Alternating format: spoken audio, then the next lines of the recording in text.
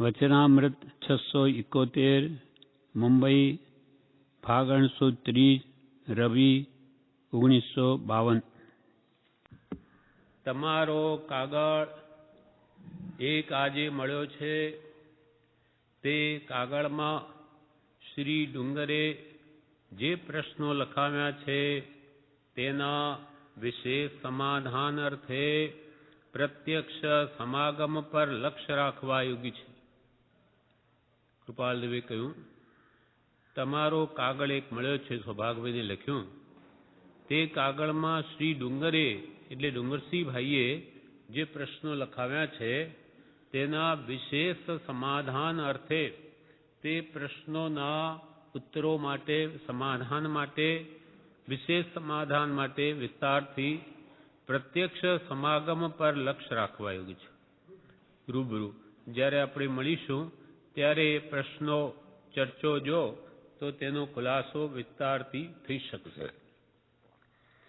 તે કાગળમાં શ્રી ડુંગરે જે પ્રશ્નો લખાવ્યા છે તેના વિશેષ સમાધાન અર્થે પ્રત્યક્ષ સમાગમ પર લક્ષ્ય રાખવા યોગ્ય છે। પ્રશ્નોથી ઘણો સંતોષ થયો છે। કૃપાળદેવ ને એ પ્રશ્નો વાંચીને સંતોષ થયો છે। કેમ કે પ્રશ્નો પણ કોણ કરે? જે કંઈ વાંચે, વિચારે તે જ પ્રશ્ન પણ કરી શકે, અને તેમાં પણ ખરી જિજ્ઞાસા હોય તે જ એવા પ્રશ્નો કરી શકે જે કૃપાળુદેવ જેવાને જેથી સંતોષ થાય। પ્રશ્નોથી ઘણો સંતોષ થયો છે। જે પ્રારબ્ધના ઉદયથી અત્રે સ્થિતિ રહે છે તે પ્રારબ્ધ જે પ્રકારે વિશેષ કરી વેદાય તે પ્રકારે વર્તાય છે। જે પ્રારબ્ધ હમણાં અમને પ્રારબ્ધના ઉદયથી આ સ્થિતિ છે મુંબઈમાં, અને તે પ્રારબ્ધ પૂર્વે બાંધેલા કર્મો જે પ્રકારે વિશેષ શીઘ્રતાથી વિદાય, વિશેષ જલ્દી એનો પાર આવે તે પ્રકારે વિશેષ કરી વિદાય તે પ્રકારે વર્તાય છે। અને તેથી વિસ્તારપૂર્વક પત્રાદિ લખવાનું ઘણું કરીને થતું નથી। ઉપાધિ ઘણી છે વર્તમાનમાં। જેમ પ્રારબ્ધ શીઘ્ર વેદાય તેમ વેદીએ છીએ, તે કારણને લઈને વિસ્તારપૂર્વક પત્રાદિ લખવાનું ઘણું કરીને થતું નથી। શ્રી સુંદરદાસજીના ગ્રંથો પ્રથમથી તે છેવટ સુધી અનુક્રમે વિચારવાનું થાય તેમ હાલ કરશો। શ્રી સુંદરદાસજીના ગ્રંથો પ્રથમથી તે છેવટ સુધી એટલે પહેલેથી છેલ્લે સુધી અનુક્રમે વિચારવાનું થાય તેમ હાલ કરશો તો કેટલાક વિચારનું સ્પષ્ટીકરણ થશે। તમે જે પ્રશ્નો લખ્યા એનું પણ કેટલાક તમારા વિચારોનું સ્પષ્ટીકરણ જો તમે સુંદરદાસજીના ગ્રંથો જે વૈરાગ્ય ઉપશમમાં બળ આપનાર છે એ જો શરૂઆતથી અંત સુધી અનુક્રમપૂર્વક વાંચશો તો કેટલાક વિચારોનું તમને સ્પષ્ટીકરણ, ખુલાસાઓ થઈ જશે। પ્રત્યક્ષ સમાગમે ઉત્તર સમજાવવા યોગ્ય હોવાથી કાગળ દ્વારા માત્ર પહોંચ લખી છે એ જ ભક્તિભાવે નમસ્કાર। પ્રત્યક્ષ સમાગમ જ્યારે થશે આપણો ત્યારે ઉત્તર આ બધા પ્રશ્નોનો સમજાવવા યોગ્ય હોવાથી કાગળ દ્વારા તો માત્ર તમારા પ્રશ્નોની પહોંચ લખી છે કે તમારા પ્રશ્નો મળ્યા છે એટલી જ લખી છે। એ જ ભક્તિ ભાવે નમસ્કાર એટલે માત્ર પહોંચનો પત્ર છે। હવે આગળનો પત્ર, પત્રાંક 672, આ પણ સૌભાગભાઈ ઉપર જ છે। મુંબઈ ફાગણ સુદ 10 સંમત 1952। ઓમ સદગુરુ પ્રસાદ। ઓમ પંચ પરમેશ્વરનું સંક્ષિપ્ત સ્વરૂપ એ સમજવા માટે સદગુરુનો પ્રસાદ જોઈએ। એની કૃપા હોય તો જ પંચ પરમેશ્વરનું યથાર્થ સ્વરૂપ સમજાય। ઓમ સદગુરુ પ્રસાદ આત્માર્થી શ્રી સૌભાગ તથા શ્રી ડુંગર પ્રત્યે શ્રી સાયલા. આત્માર્થી, આત્માના ખરા અર્થી એવા શ્રી સૌભાગભાઈ અને ડુંગરભાઈ છે, તેના પ્રત્યે શ્રી સાયલા મુકામે કૃપાલદેવે આ પત્ર લખ્યો છે. વિસ્તારપૂર્વક કાગળ લખવાનું હાલમાં થતું નથી, તેથી ચિત્તમાં વૈરાગ્ય ઉપશમાદિ વિશેષ પ્રદીપ્ત રહેવામાં સત્શાસ્ત્ર એક વિશેષ આધારભૂત નિમિત્ત જાણી શ્રી સુંદરદાસાજીના ગ્રંથનું બને તો 2 થી 4 ઘડી નિયમિત વાંચવું પૂછવું થાય તેમ કરવાને લખ્યું હતું. શ્રી સુંદરદાસજીના ગ્રંથો પ્રથમથી કરીને પ્રાંત સુધી વિશેષ અનુપ્રેક્ષાથી હાલ વિચારવા માટે તમને તથા શ્રી ડુંગરને વિનંતી છે. કૃપાલદેવે લખ્યું કે અમારાથી તો વિસ્તારપૂર્વક હમણો કાગળ લખાય એમ નથી. વર્તમાન સ્થિતિ ઉપાધિ વિશેષ હોવાથી અમે કંઈ વિસ્તારપૂર્વક કાગળ લખી શકીએ એમ નથી. વિસ્તારપૂર્વક કાગળ લખવાનું હાલમાં થતું નથી, તેથી તમારે શું કરવું તો કે ચિત્તમાં વૈરાગ્ય ઉપશમ આદિ વિશેષ પ્રદીપ્ત રહેવામાં, અંતરંગમાં ત્યાગ વૈરાગ ઉપશમ ને ભક્તિ ઉપશમ આદિ એટલે વૈરાગ્ય ઉપશમ આદિ વિશેષ પ્રદીપ્ત રહે, જ્વાજલ્યમાન રહે. આત્મા સદા જાગ્રત રહે, વૈરાગ્ય ઉપશમથી તરબોળ રહે અને ભક્તિ અને અંતરંગ સાચો ત્યાગ બન્યો રહે. એના માટે શું કરવું? અમારાથી તો કંઈ લખી શકાય એમ નથી. એટલે તેથી ચિત્તમાં વૈરાગ્ય ઉપશમ આદિ વિશેષ પ્રદીપ્ત રહેવામાં સત્શાસ્ત્ર એક વિશેષ આધારભૂત નિમિત્ત જાણી શ્રી સુંદરદાસ આદિ ના ગ્રંથનું બને તો 2 થી 4 ઘડી નિયમિત વાંચવું પૂછવું થાય તેમ કરવાને લખ્યું હતું. તમારું વૈરાગ્ય બળ સદા જાગ્રત રહે, કશાયો શમેલા રહે, અંતરંગ ત્યાગ કરવાની ભાવના સદા દિવસે દિવસે વિશેષ વધે અને ભક્તિ સત્પુરુષના ગુણોમાં પ્રગટે, એ ભાવો હંમેશા પ્રદીપ્ત એટલે જાજ્વલ્યમાન જાગ્રત રહે. એના માટે સત્શાસ્ત્ર એક વિશેષ આધારભૂત છે. કેમ કે જ્યાં જ્ઞાની પુરુષનો પ્રત્યેક યોગ નથી, ત્યાં આત્મબળ મેળવવામાં બીજો આધાર કોણ?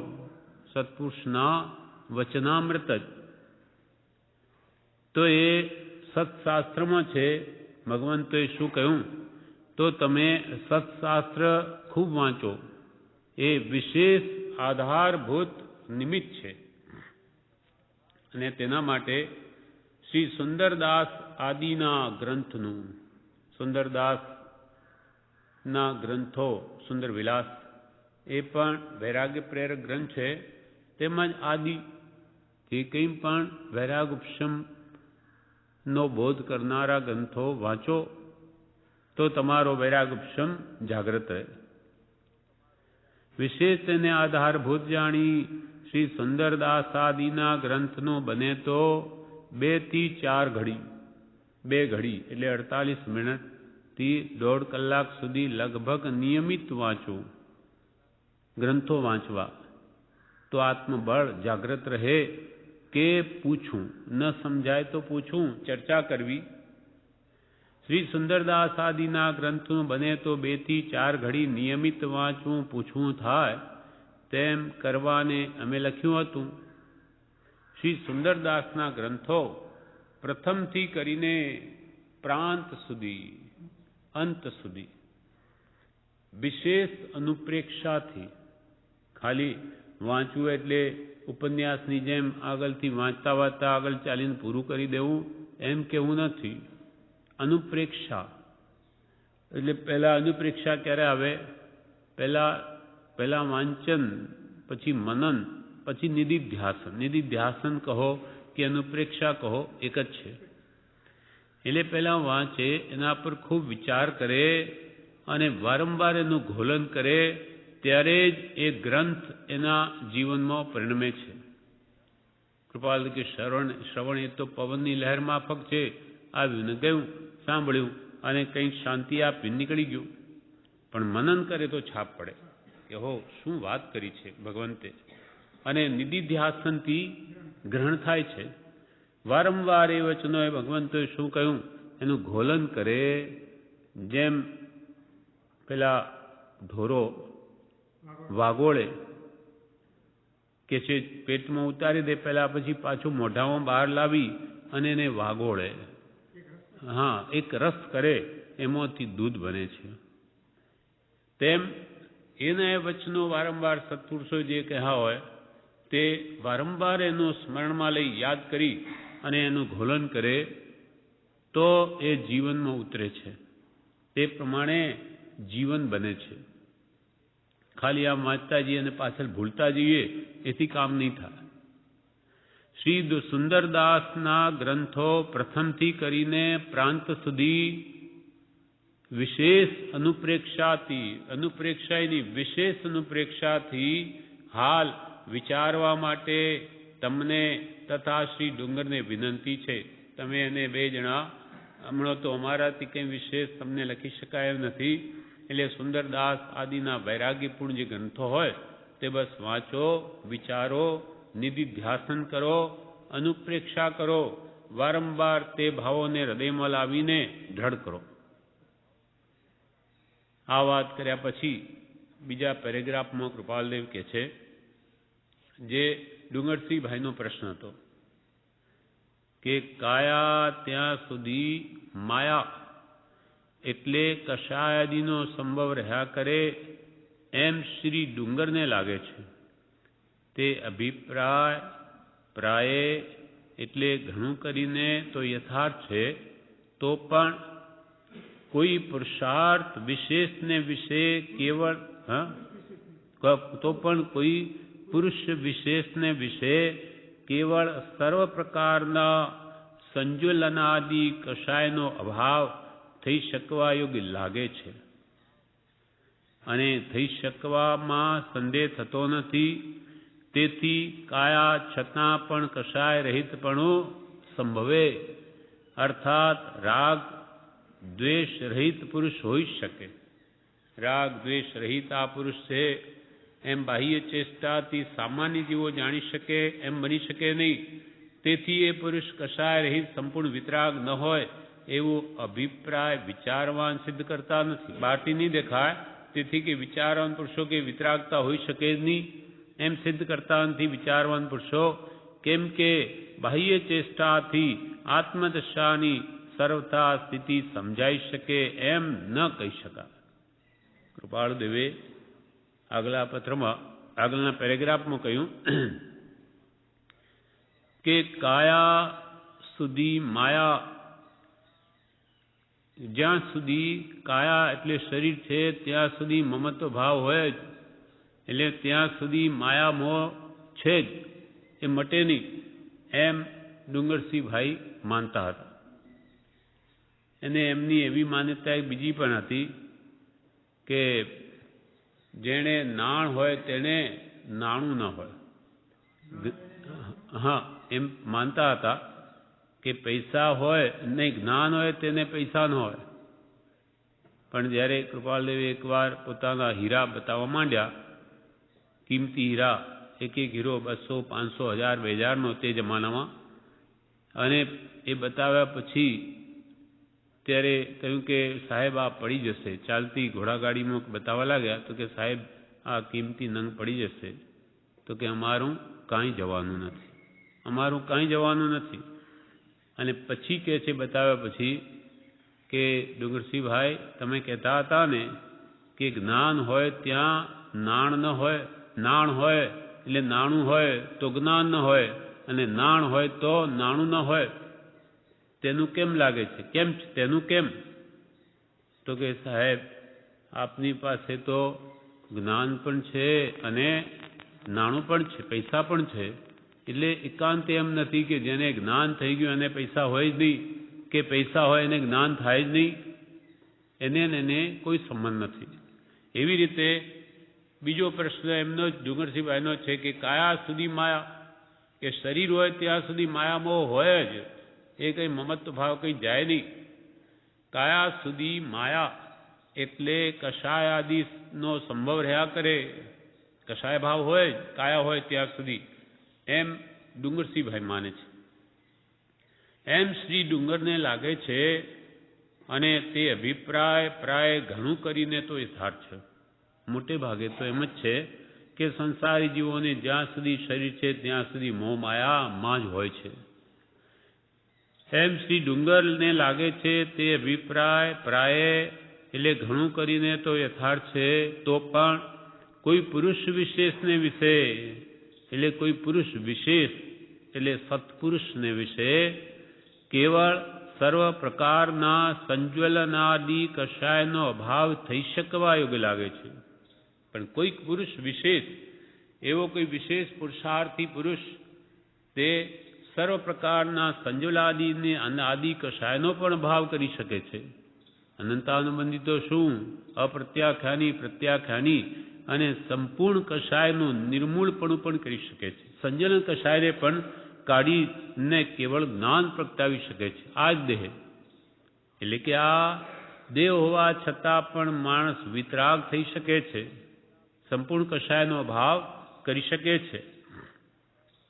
કૃપાલ કહે છે કે તમે કહો છો એ વાત ઘણા ભાગે તો એમ જ છે કે કાયા ત્યાં સુધી માયા, પણ કોઈક પુરુષ વિશેષ એવા હોય છે કે જે કેવળ સર્વ પ્રકારના સંજ્વલાદિનાદિ કષાયનો અભાવ કરી શકે છે, અને થઈ શકવામાં સંદેહ થતો નથી કે ભાઈ કષાયો આ દેહ ત્યાં સુધી જાય જ નહીં, એમ પણ કહી શકાય નહીં, થઈ શકે છે. તો એમાં કોઈ શંકાને સ્થાન નથી. જંબુ સ્વામી તો જુઓ આ કાળની અપેક્ષાએ કોઈ કેવડી થયો નથી, એટલું સામર્થ્ય કોઈ જીવનું નથી પ્રગટ્યું. બાકી કંઈ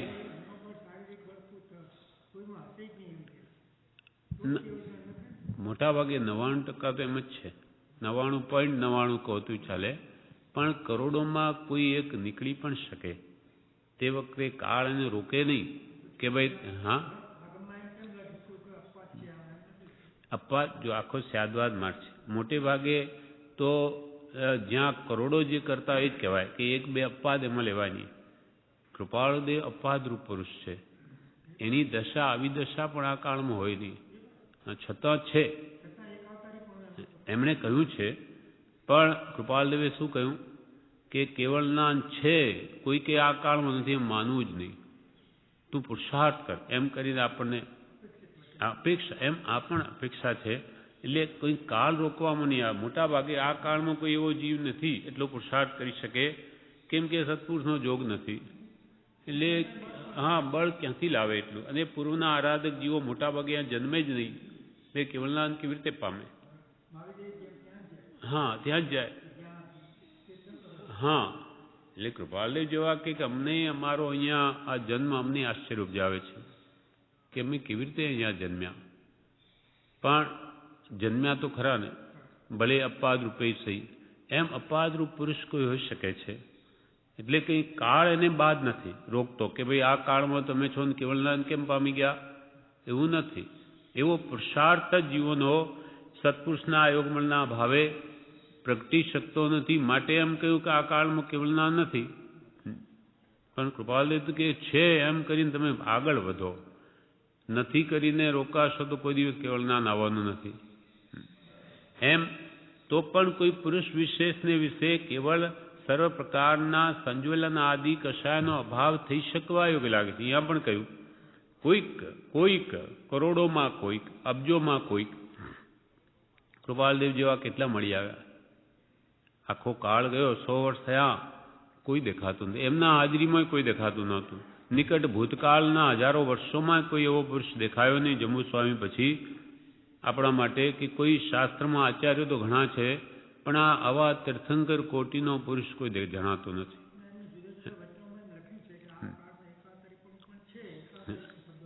હા, હા હા, બરાબર. એટલે પણ એમને શું કહ્યું કે એક અવતારે ત્યાં જવાય ને ત્યાં જાઓ. પણ અહીંયા એમને શું કહ્યું કે કષાયાદિનો અભાવ થઈ શકવા યોગ્ય છે. અહીંયા પાછું એમ કહ્યું. હા, પછી શું થયું? સંજ્ઞાન આદિ જતા રહે તો રે થાય શું? કેવળ જ્ઞાન જ થાય. હા, એ પણ કૃપાલુ લખે છે કે તો પણ કોઈ પુરુષ વિશેષને વિશે કેવળ સર્વ પ્રકારના સંજ્વલાની, સર્વ સંપૂર્ણપણે સર્વ પ્રકારના સંજ્વલનાદિ કષાયનો અભાવ થઈ એટલે ક્ષય થઈ શકવા યોગ્ય લાગે છે અને થઈ શકવામાં સંદેહ થતો નથી, એમાં કે અમને કોઈ શંકાને સ્થાન નથી. તેથી કાયા છતાં પણ કષાય રહિતપણું સંભવે, અર્થાત સર્વથા રાગદ્વેષ રહિત પુરુષ હોઈ શકે. તેથી થઈ શકે કાયા હોવા છતાં પણ, કાયા એટલે શરીર હોવા છતાં પણ કષાય રહિતપણું સંપૂર્ણપણે થઈ શકે. અર્થાત એટલે કે સર્વથા રાગ દ્વેષ રહિત પુરુષ હોઈ શકે.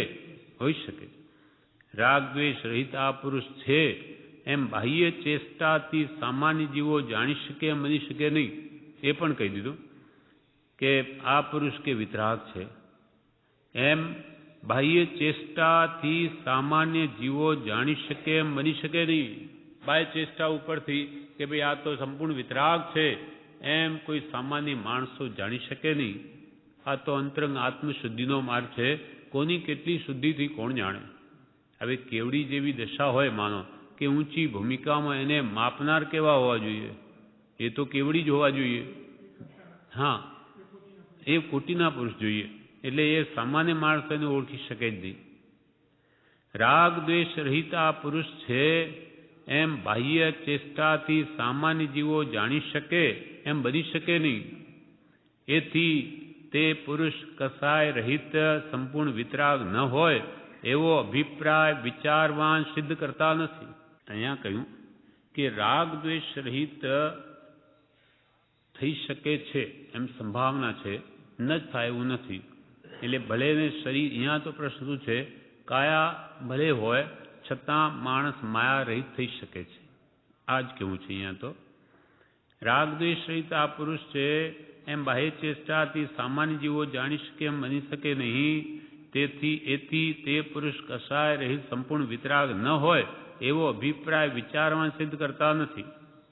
કે ભાઈ બહારથી આપણને ન દેખાય તેથી વિચારવાન જીવોએ એમ એ તો એમ સિદ્ધ નથી કરતા કે ભાઈ કાયા હોય ત્યાં સુધી માયા હોય જ. અંતરંગ છે, આત્મશુદ્ધિ, વિતરાગ કોઈ હોઈ શકે, ભલે આપણને નહીં ઓળખાય.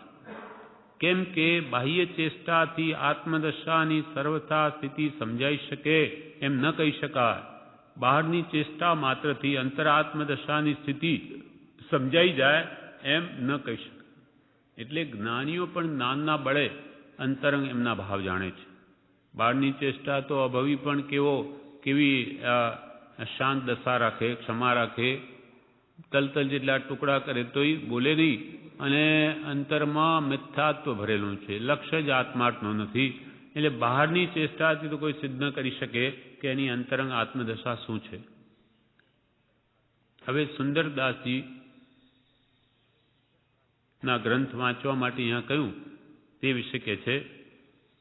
શ્રી સુંદરદાસે આત્મ જાગ્રત દશામાં શુરાતન અંગ કહ્યું છે. તેમાં વિશેષ ઉલ્લાસ પરિણતિથી શુરવીરતાનું નિરૂપણ કર્યું છે. સુંદરદાસજી આત્મ જાગ્રત દશા એમની હશે તે વખતે એમને સુંદર વિલાસમાં શુરાતન અંગ લખ્યું છે. શુરાતન અંગ કે જે શુરવીરપણું આપે, તેમાં વિશેષ ઉલ્લાસ પરિણતિથી શુરવીરતાનું નિરૂપણ કર્યું છે. ઉલ્લાસ ભાવથી એમને શુરવીરતાનું ત્યાં નિરૂપણ કર્યું. તેની એક ગાથા કૃપાલદેવી यहाँ લખે છે.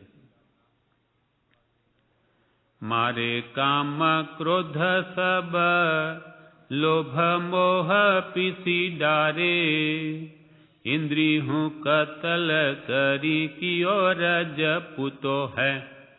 માર્યો મહામત મન મારે અહંકાર મીર, મારે મદ મચ્છર હું એસો રન ઋતો હૈ. મારી આશા તૃષ્ણા પુની પાપીની સાપીની દો, सबको संहार करी निज पद पहुँचो है।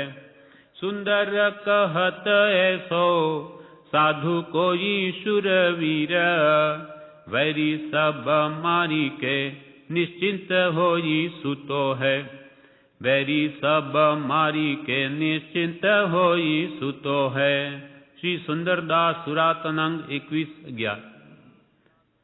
આમાં સુંદરદાસજીએ લખ્યું કે એવો કોણ સાધુ શુરવીર છે કે જે મારે કામ ક્રોધ સબ લોભ મોહ પીસી ડારે, કે જે સૌથી પ્રથમ કામ એને લઈને બધા કશાયો જન્મે છે, એ કોણ છે એવો શુરવીર સાધુ કે જે કામ ક્રોધ અને લોભને પીસી ડારે, એનો ચૂરો બનાવી દે। ઇન્દ્રિયું કતલ કરી કિયો રજપૂતો હૈ। 5 ઇન્દ્રિયના વિષયોને કતલ એટલે ઇન્દ્રિયોને જ કતલ કરી નાખી, એટલે એ પ્રત્યેનો ભાવ સાવ મેટી દઈ અને એ નિશ્ચિંત બને એવો કિયો રજપૂત છે। રજપૂતોમાં શૂરવીર પણ હોય, એટલે એવો કયો રજપૂત છે કે જે આ કશાય ભાવોને મારી નાખે, એનો ચૂરો બનાવીને ફેંકી દે। માર્યો મહામત્ત મન, આ ઇન્દ્રિયો પણ બિચારી ઉન્મત્ત એવા મનને આધીન છે। મનરૂપી સારથીને આધીન 5 આ ઘોડાઓ છે ઇન્દ્રિયો રૂપી। તો માર્યો મહામત્ત મન, આ મહા ઉન્મત્ત મન જેણે મારી નાખ્યું, અને મારે અહંકાર મીર, અમીર એટલે અમીર, અહંકાર એ મોટો અમીર છે, એને પણ જેણે મારી નાખ્યો। અને મારે મદ મચ્છર હું એસો રન ઋતો હોય। મદ 8 મદ, બળ મદ, રૂપ મદ, ધન મદ આદિ, તેને પણ જેણે હણી નાખ્યા। મચ્છર એટલે મત્સર, ઈર્ષ્યા, અદેખાઈ, તેને પણ જેને કાઢી નાખી। મારે મદ મચ્છર હું એસો રણ ઋતો હૈ। રણ એટલે રણમાં જજુમી, અને આ બધા અંતરંગ શત્રુઓને જેણે મારી નાખ્યા। મારી આશા તૃષ્ણા પુની પાપીની સાપીની દો। પાપીની ને સાપીની જેવી આશા ને તૃષ્ણા જે છુપી રીતે જીવના આત્માના ગુણોને હણે છે, એવી આશા ને તૃષ્ણા રૂપી પાપણને સાપણ, એ બેને પણ જેને મારી નાખી। સબકો સંહાર કરી નિજ પદ પહોંચતો હૈ। આ બધા અંતરંગ શત્રુઓને જેને મારી નાખ્યા અને પોતાના સ્વસ્વભાવમાં જે આવી ગયો, નિજ પદ પહોંચતો હૈ।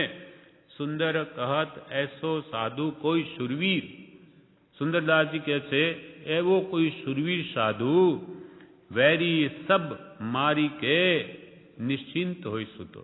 આ બધા અંતરંગ શત્રુઓને બધાને મારી નાખ્યા, હવે નિશ્ચિત થઈને પોતાના સ્વભાવમાં રહ્યો છે, એટલે કે સૂતો છે। હવે અર્થાત જ્યાં સુધી કામ ક્રોધ માન માયા લોભ મદ ઈર્ષા અહંકાર આશા તૃષ્ણા દોષો છે, ત્યાં સુધી આત્માર્થીને સુવાનો અધિકાર નથી।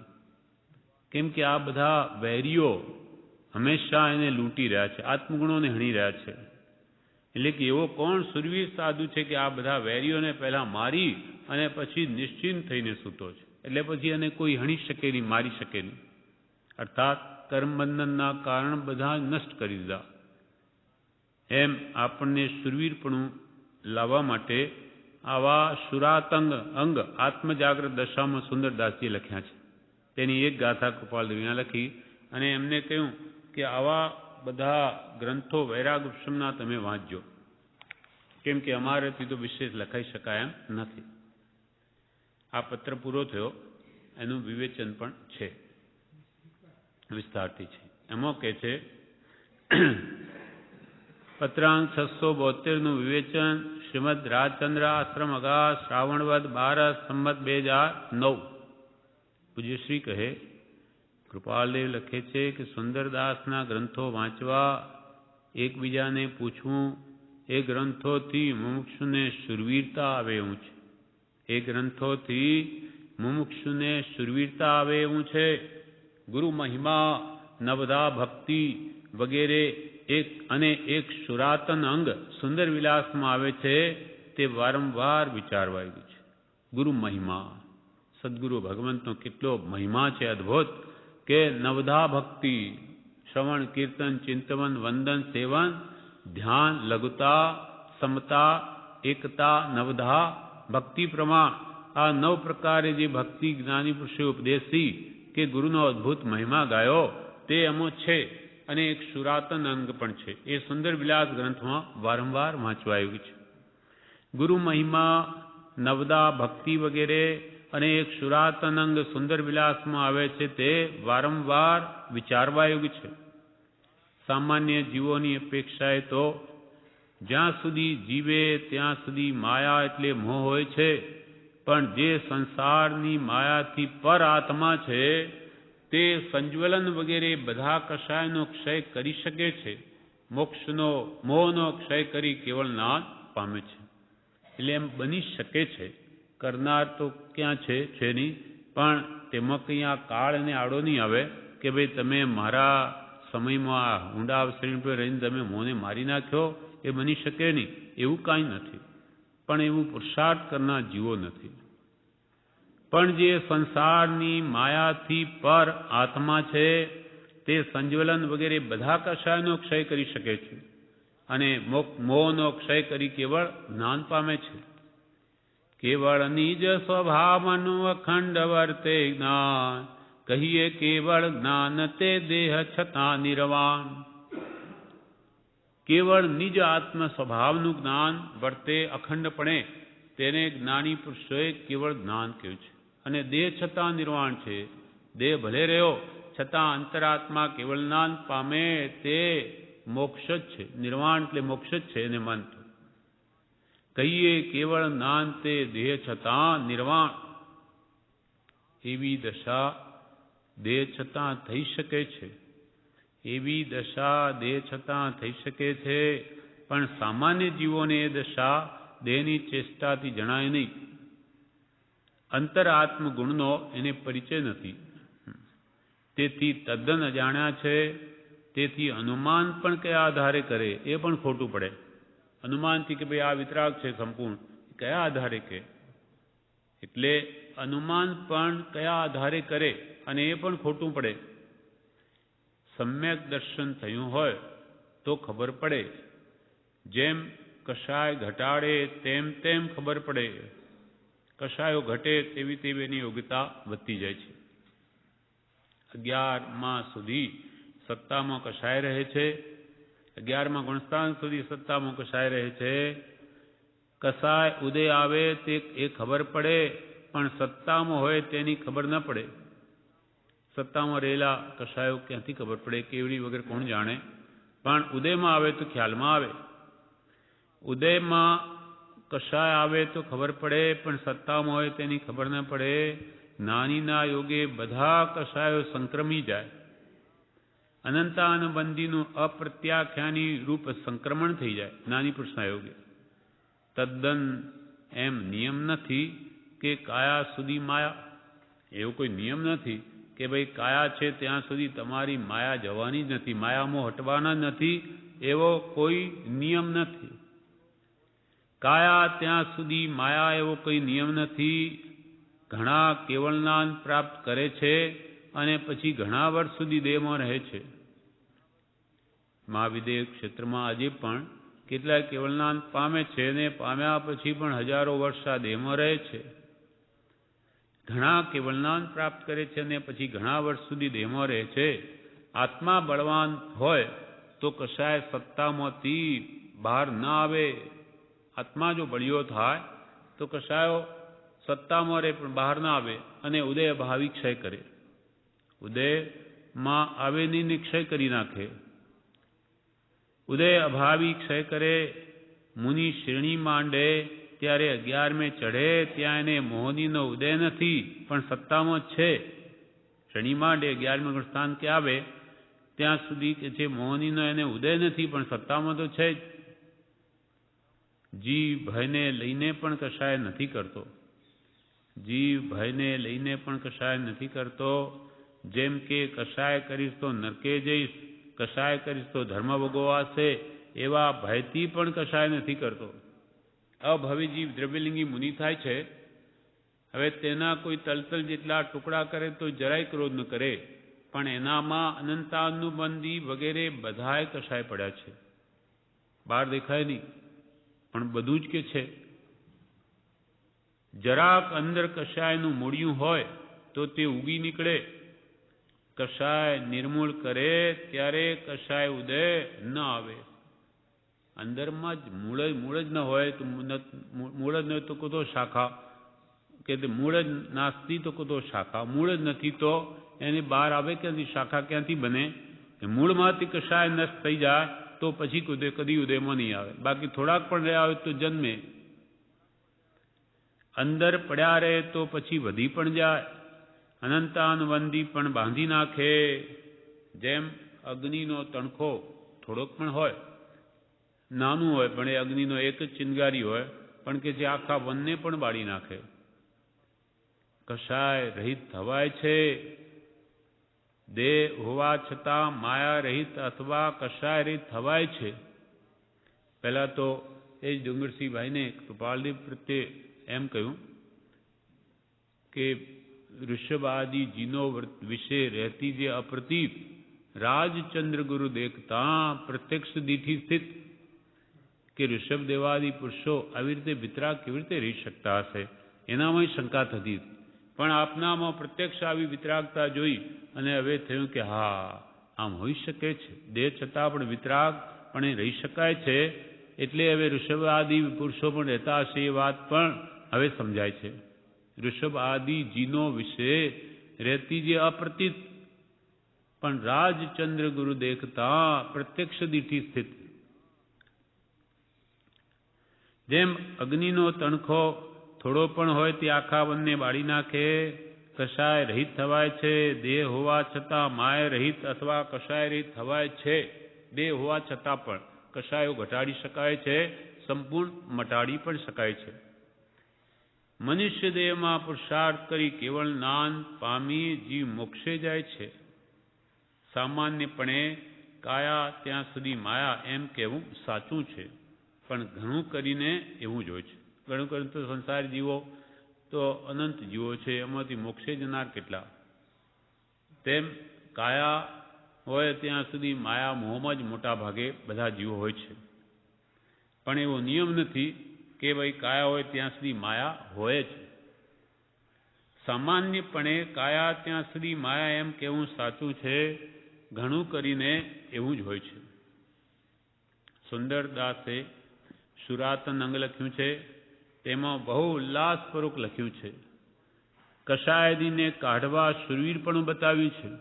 કશાય ભાવોને કાઢવા માટે આવું શૂરવીરપણું જોઈએ.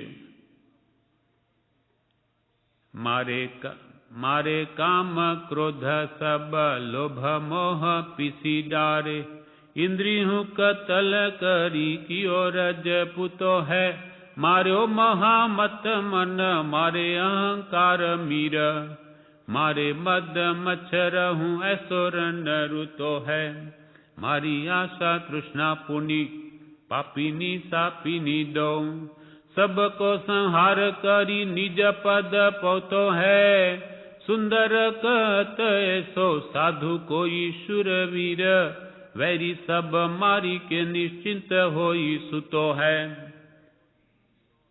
પૂજ્ય શ્રી કહે, પ્રભુશ્રીજી પાસે આણંદથી હું આવતો હતો તે વખતે એક યોગી મળ્યા. તે પણ મારી સાથે અહીંયા પ્રભુશ્રી પાસે આવ્યા. પ્રભુશ્રીને જોઈને એ યોગીએ એમ કહ્યું કે આખા હિન્દુસ્તાનમાં હું ફર્યો પણ આવા યોગી તો કોઈ ઠેકાણે જોયા નથી, બિલકુલ ઠરી ગયેલા છે. પ્રભુશ્રી વિશે એ યોગી પુરુષે બ્રહ્મચારીને સાથે જ આણંદથી આવ્યા. પ્રભુશ્રીને જોઈને કહ્યું કે મેં આખા હિન્દુસ્તાનમાં ફર્યો એટલે ઘણા મહાત્માઓના દર્શન કર્યા પણ આવા યોગી તો ક્યાંય જોયા નથી. પ્રભુશ્રી જેવા સાવ ઠરી ગયેલા છે. પણ આખા હિન્દુસ્તાનમાં હું ફર્યો પણ આવા યોગી તો કોઈ ઠેકાણે જોયા નથી, બિલકુલ ઠરી ગયેલા છે. એવા મહાપુરુષોનો જેને સમાગમ થયો છે તેણે તો શૂરવીર થવાનું છે. પ્રભુશ્રી કે કૃપાળદેવનો જેને સમાગમ થયો તેને તો હવે શૂરવીર થવાનું છે. કૃપાળુદેવ કહેતા કે ચોથા આરાના મુનિ છે. કૃપાલદેવ પણ જેના વિશે કહ્યું કે ચોથા આરાની વાનગી છે. કૃપાલદેવ કહેતા કે ચોથા આરાના મુનિ છે, એવા મુનિનો આપણને ઘણા દિવસ સમાગમ થયો છે.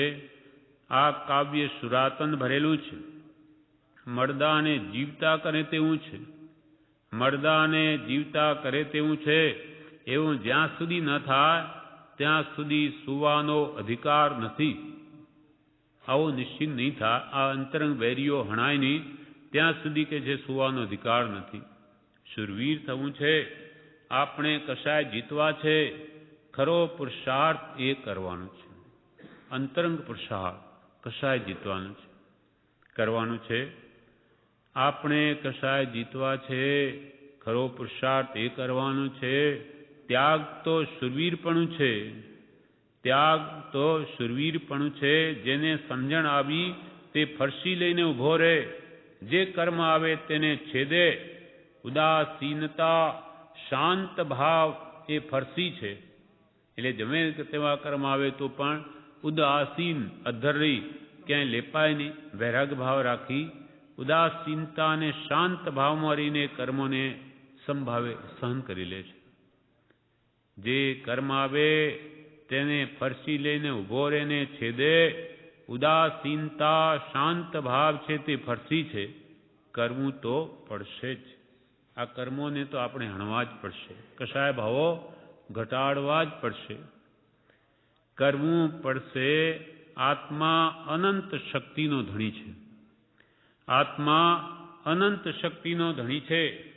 જે અનંત કાળથી રઝળાવનારા છે તે બધાને હવે છેદી નાખવાના છે. કશાય ભાવોને લઈને આપણે અનંત કાળથી આ સંસારમાં રઝળીએ છીએ અને આત્માની અનંત શક્તિ છે, અનંત શક્તિનો ધણી છે. એ શક્તિનો ઉપયોગ હવે આ કશાયો છેદવામાં કરવાનો છે. એમ જ્ઞાની પુરુષો આપણને કહે છે.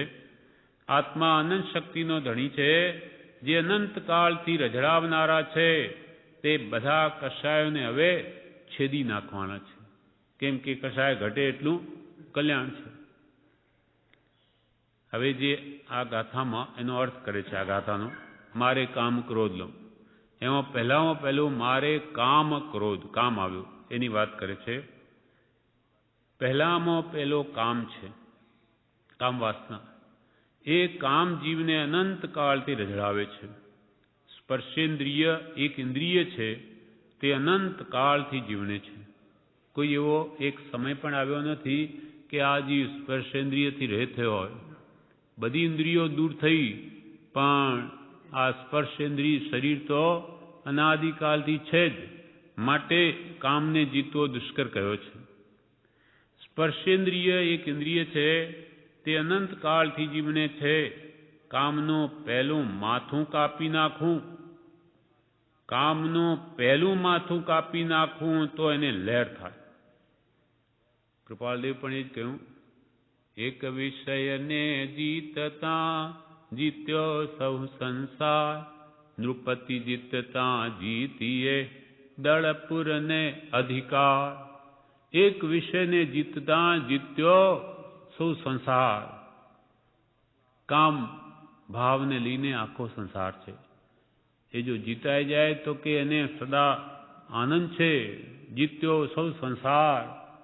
પછી નૃપતિ જેમ રાજાને જીતે તો એનું દળ, સૈનિક દળ, પુર, નગર કે બધું જે કહો તે બધું જીતાઈ ગયું. દળપુરને અધિકાર બધો જીતાઈ ગયો. તેમ એક કામ વાસનાને જીતે સ્પર્શેન્દ્રિયને તો કે છે એને પછી બધું જીતાઈ ગયું. બધી ઇન્દ્રિયો બીજી જીતવી સહેલી છે. અનાદિકાળથી જેનો અભ્યાસ છે એ સ્પર્શેન્દ્રિયનો મોહ જો જીતાઈ ગયો તો બધું જીતાઈ ગયું. એક વિષયને જીત્યા જીત્યો સંસાર, સૌ સંસાર. સ્પર્શેન્દ્રિય એક ઇન્દ્રિય છે, તે અનંત કાળથી જીવને છે. એટલે કામનું પહેલા માથું કાપી નાખવું, એટલે કે કામ વાસનાને પહેલા વશ કરવી, બ્રહ્મચર્ય વ્રત પાળવું. કૃપાલ કે યોગ્યતા માટે બ્રહ્મચર્ય એ મોટું સાધન છે અને અસત્સંગ એ મોટું વિઘ્ન છે. બ્રહ્મચર્ય આવી ગયું પછી અને બીજું બધું જ સહેલું થઈ જાય છે. એટલે કામનું પહેલું માથું કાપી નાખવું તો એને લહેર થાય. તો એને સદા આનંદ છે, કોઈ ઉપાધિ જ નથી. સૌ આરંભ પરિગ્રહો નિર્મૂળ કરવા હોય, સાધન પરમ મળે નહીં, બ્રહ્મચર્ય સમકોય. બધા આરંભ અને પરિગ્રહના મૂળિયા નષ્ટ કરવા હોય, કાપી નાખવા હોય, તો બ્રહ્મચર્ય સમાન બીજું કોઈ સાધન મળે નહીં. પહેલું કામનું માથું કાપી નાખવું તો એને લહેર થાય, પછી પરિગ્રહ કશું ન જોઈએ. પછી કોના માટે જોઈએ? જો સ્ત્રી અભિલાષા ટળી ગઈ, તો ધન ઈચ્છા કેમ થાય રે? કામ ભોગાર્થે જન ધન ચહે, પછી સૌ શોભા ગણાય રે. શ્રી રાજચંદ્ર ગુરુવર પદે. જો સ્ત્રીની અભિલાષા ટળી ગઈ તો ધન ઈચ્છા કેમ થાય રે? શું કરવું છે ધનને? લોકો કામ ભોગ અર્થે જન ધન ચહે, અને પછી તો સબ શોભા ગણાય. કામ વાસના જીતાઈ ગઈ તો પછી ધન મેળવે તો મરદાને શણગારવા જેવું છે. મરી ગયો છે માણસ, એને શું શણગારવું? તેમ ઈચ્છાઓ જો વાસના મટી ગઈ તો પછી એને આરંભ પરિગ્રહને શું કરવો છે? ધનને શું કરવું છે? તેમ અહીંયા કહ્યું, કામને પહેલો મારી નાખવો તો એને લહેર થાય, પછી પરિગ્રહ કશું ન જોઈએ. આખા સંસારનો મોહ કામને લઈને છે. પછી ક્રોધને મારી નાખે, કામ પછી ક્રોધને મારી નાખે. કામને વશ હોય તો પોતાનો નાશ કરે, ક્રોધથી પણ પોતાનો નાશ થાય. એ બધાને કાપી નાખ્યા એટલે કે જીતી લીધા. કામ ક્રોધ સારા છે એવું મનમાં નહીં રાખવું. કામ વાસના સારી નથી, ક્રોધ પણ સારો નથી, એમ જ મનમાં દ્રઢ રાખવું, તો એને કાઢવાનો ભાવ. પત્રાંક 673 મુંબઈ ફાગણ સુદ 10 રવિ 1952. ઓમ શ્રી સદગુરુ પ્રસાદ. ઓમ શ્રી સદગુરુ પ્રસાદ. શ્રી સાયલા ક્ષેત્રે ક્રમે કરીને વિચરતા પ્રતિબંધ નથી. આ પત્ર પ્રભુશ્રીજી ઉપર છે. મુનિશ્રી લલ્લુજી. શ્રી સાયલા ક્ષેત્રે ક્રમે કરીને વિચરતા પ્રતિબંધ નથી. એટલે પ્રભુશ્રીને કૃપાળદેવે લખ્યું, તમારે સાયલા ક્ષેત્રે વિહાર કરવો હોય તો એમાં કોઈ પ્રતિબંધ નથી. એટલે કૃપાળદેવની આજ્ઞા છે કે તમારે સાયલા તરફ જવું હોય તો જજો. શ્રી સાયલા ક્ષેત્રે ક્રમે કરીને વિચરતા પ્રતિબંધ નથી. હવે કૃપાળુદેવ પ્રભુશ્રીને લખે છે, યથાર્થ જ્ઞાન ઉત્પન્ન થયા પ્રથમ જે જીવોને ઉપદેશકપણું વર્તતું હોય, તે જીવે જે પ્રકારે વૈરાગ્ય, ઉપશમ અને ભક્તિનો લક્ષ્ય થાય, તે પ્રકારે પ્રસંગ પ્રાપ્ત જીવોને ઉપદેશ આપવો ઘટે, અને જે પ્રકારે તેને નાના પ્રકારના અસદાગ્રહના તથા કેવળ વેશ વ્યવહારાદિનો અભિનિવેશ ઘટે, તે પ્રકારે ઉપદેશ પરિણામી થાય, તેમ આત્માર્થ વિચારી કહેવું ઘટે. ક્રમે કરીને તે જીવો યથાર્થ માર્ગની સન્મુખ થાય એવો યથાશક્તિ ઉપદેશ કર્તવ્ય છે. આ 6 લીટીનો પત્ર છે. આટલો જ છે. આ પત્રાંક 673 કૃપાળુદેવે પ્રભુશ્રીને લખ્યું કે યથાર્થ જ્ઞાન ઉત્પન્ન થયા પ્રથમ.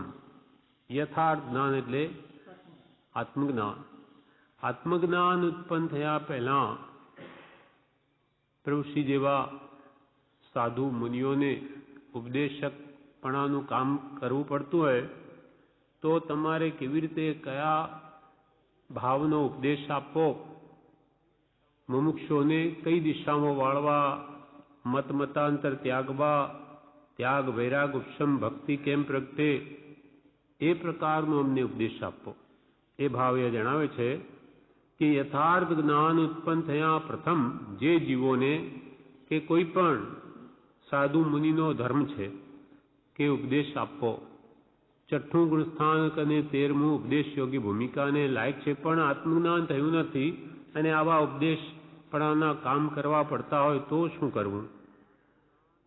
યથાર્થ જ્ઞાન ઉત્પન્ન થયા પહેલા જે જીવોને ઉપદેશકપણું વર્તતું હોય તે જીવે જે પ્રકારે જીવોને વૈરાગ્ય, ઉપશમ અને ભક્તિનો લક્ષ થાય તે પ્રકારે પ્રસંગ પ્રાપ્ત જીવોને ઉપદેશ આપવો ઘટે.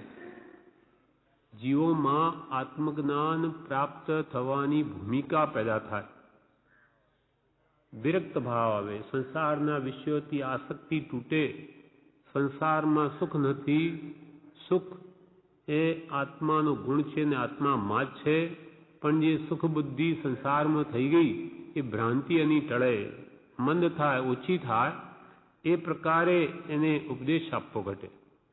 વૈરાગ્ય અને ઉપશમ ભાવ આવે એટલે કશાય ભાવ પણ ઓછા થાય, ક્રોધ, માન, માયા, લોભ પણ ઘટે અને સત્પુરુષના ગુણો પ્રત્યે ભક્તિ પ્રગટે.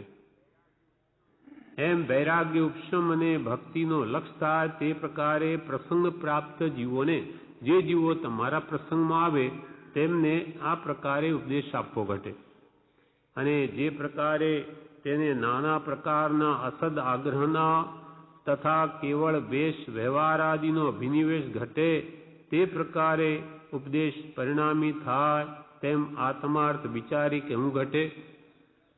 એટલે એક તો ત્યાગ, વૈરાગ, ઉપશમ, ભક્તિ જે આત્મજ્ઞાનની ભૂમિકા છે એ જીવોમાં પ્રગટે એવો ઉપદેશ આપવો, અને બીજું જે પ્રકારે નાના પ્રકારના અસદ આગ્રહ, ખોટા આગ્રહ બંધાઈ ગયા હોય, જેમ કે આપણા કુલ ધર્મનો આગ્રહ હોય, અમે તો કે ભાઈ અંચલ ગચ્છના કે અમે સ્થાનકવાસી સંપ્રદાયના, અમે તો શ્વેતાંબર કે દિગંબર અથવા અમે તો ઢૂંઢિયા, જે પ્રકારની માન્યતાઓ, મતના આગ્રહો દ્રઢ થઈ ગયા હોય એ તૂટે અને આત્માનો લક્ષ થાય.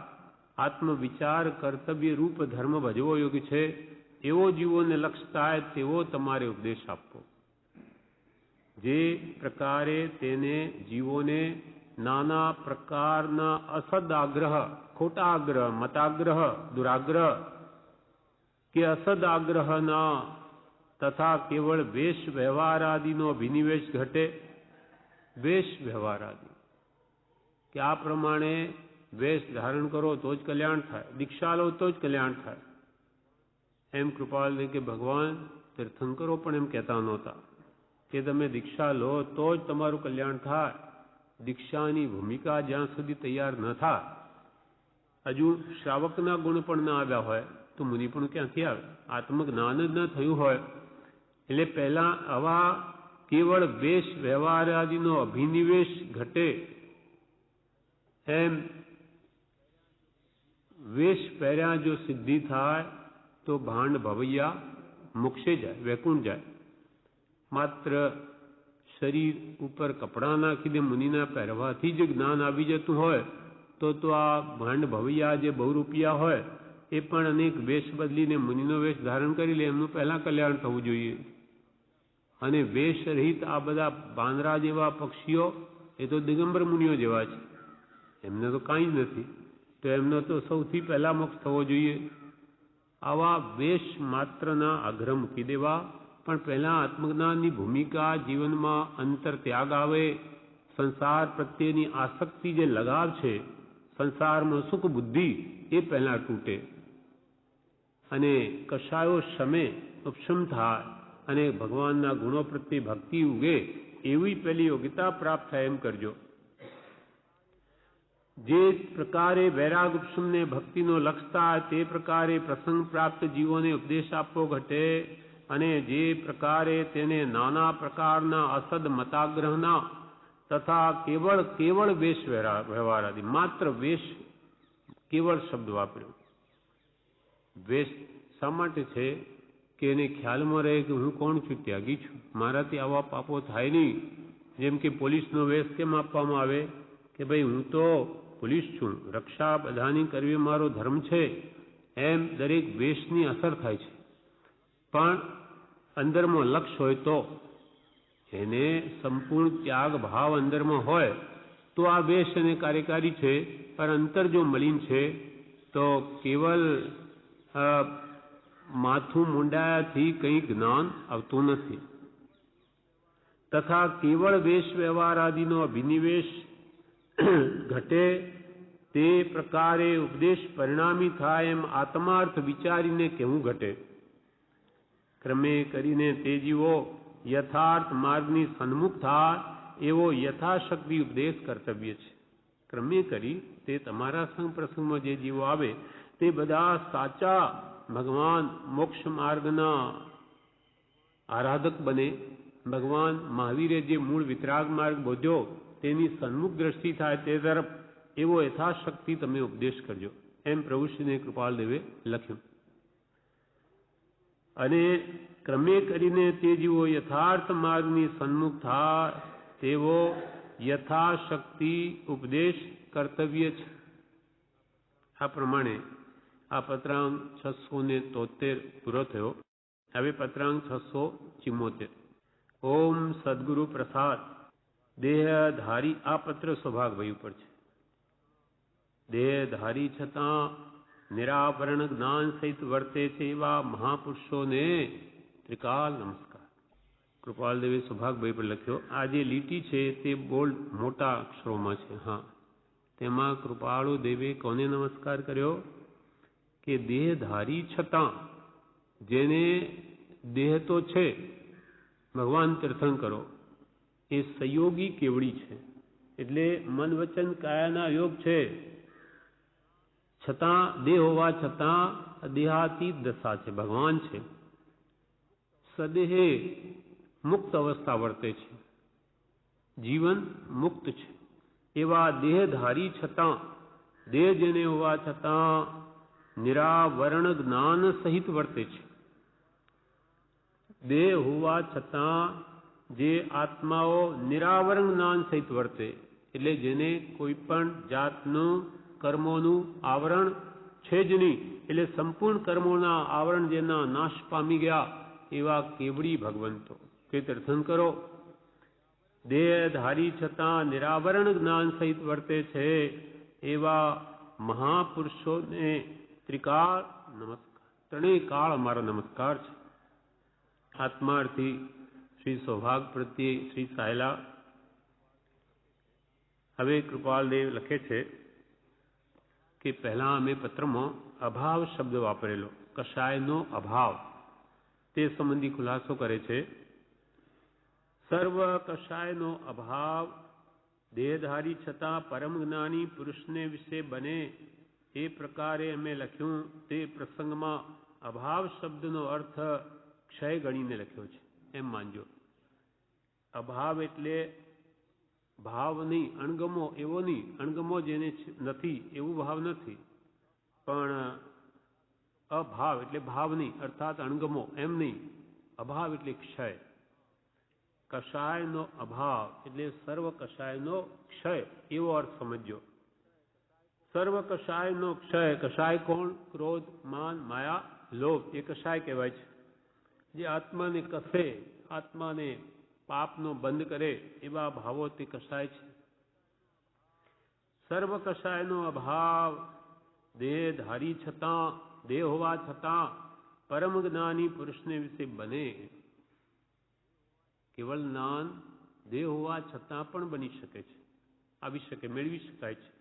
અર્થાત સંપૂર્ણ કશાયનો અભાવ આ દેહ હોવા છતાં પણ થઈ શકે છે. કે ભાઈ આ કાયા ત્યાં સુધી માયા જે પત્રમાં વચ્ચે પહેલા આવ્યું તે કે આ એના 672માં, આ 674મો પત્ર છે, એમાં કૃપાલુ કે અમે 672માં જે ભાવ લખ્યો છે તે સર્વ કશાયનો અભાવ એટલે નાશ, ક્ષય, તે દેહધારી હોવા છતાં પણ એ પરમ જ્ઞાની પુરુષોની વિશે બને, કેવળ જ્ઞાનની વિશે બને એ પ્રકારે અમે લખ્યું. તે પ્રસંગમાં અભાવ શબ્દનો અર્થ ક્ષય ગણીને લખ્યો છે. તે અભાવ એટલે ક્ષય માનજો. હવે કે છે, હવેના આ પત્રમાં આખો એ ભાવ જણાવવા ઈચ્છે છે.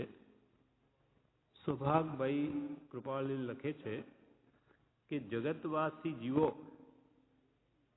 ને આ જ્ઞાની પુરુષ છે એમ ખબર કેમ ન પડે? જગતવાસી જીવને બીજી બધી આ માણસ છે, આ પશુ છે એમ ખબર પડે, તો આ જ્ઞાની પુરુષ છે એમ ખબર કેમ ન પડે? એવો પ્રશ્ન છે.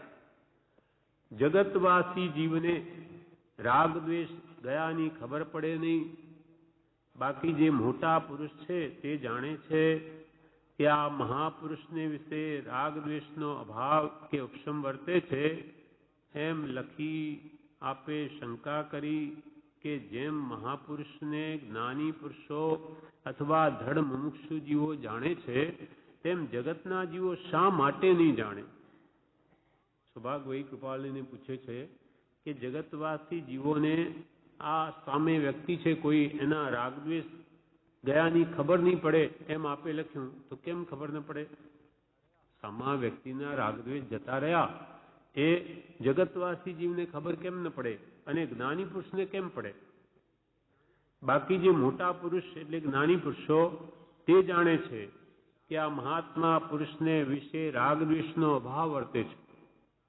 જ્ઞાની પુરુષો કેવલ જ્ઞાનીઓ કે મન પર એવું જ્ઞાનીઓ એ તો કહી શકે કે આ સામા વાળા પુરુષની આ દશા છે, એ તો કે કહી શકે, તો જગતવાસી જીવો કેમ ન કહી શકે?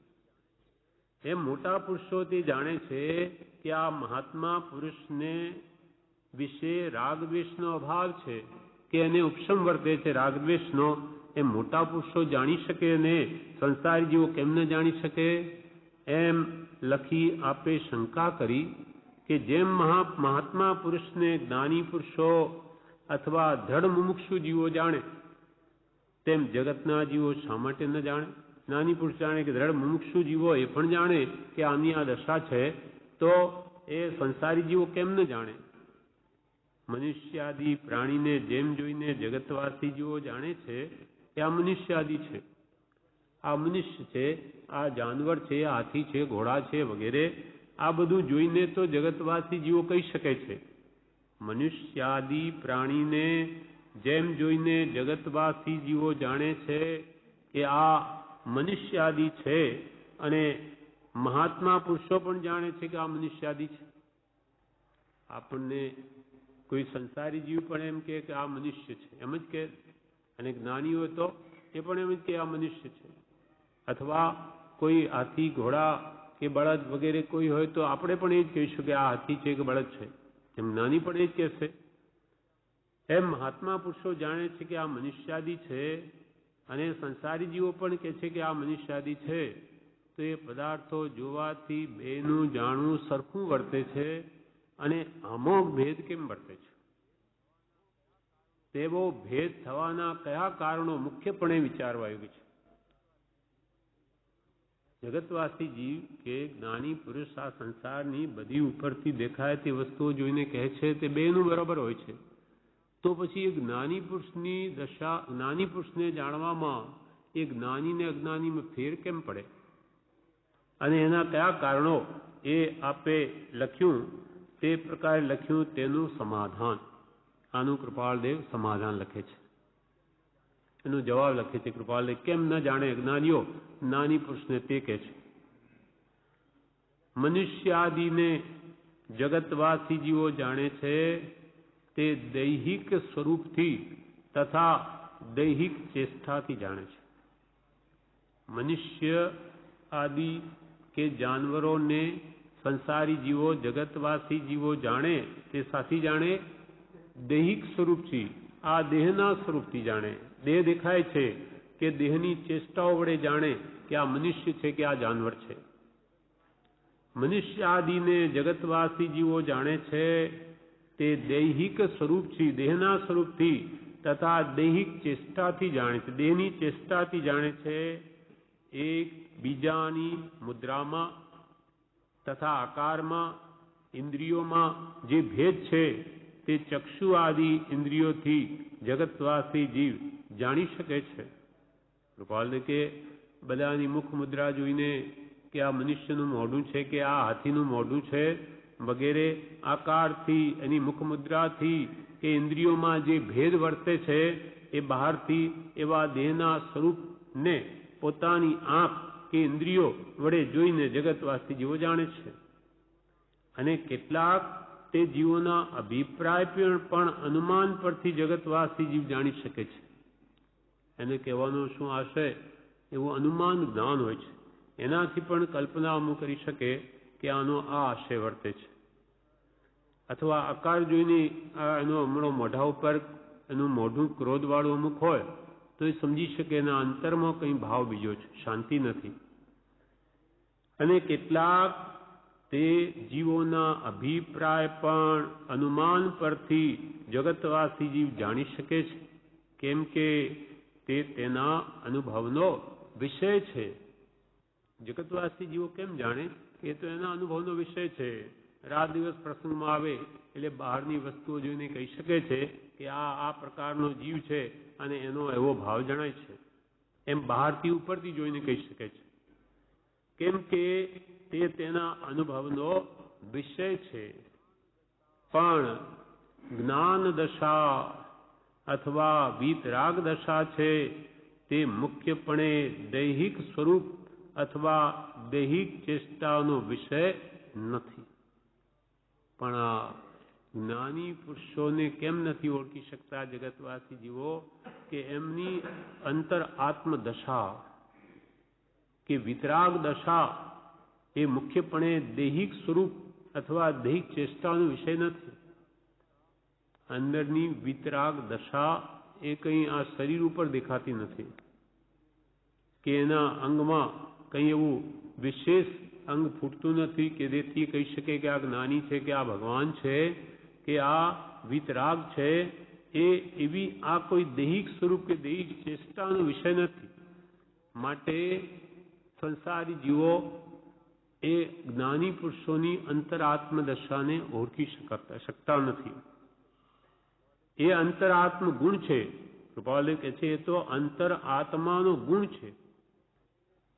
અંતરાત્મ ગુણ છે અને અંતરાત્મપણું બાહ્ય જીવોના અનુભવનો વિષય ન હોવાથી તેમજ તથારૂપ અનુમાન પણ પ્રવર્તે એવા જગતવાસી જીવોને ઘણું કરીને સંસ્કાર નહીં હોવાથી જ્ઞાની કે વિતરાગને તે ઓળખી શકતા નથી.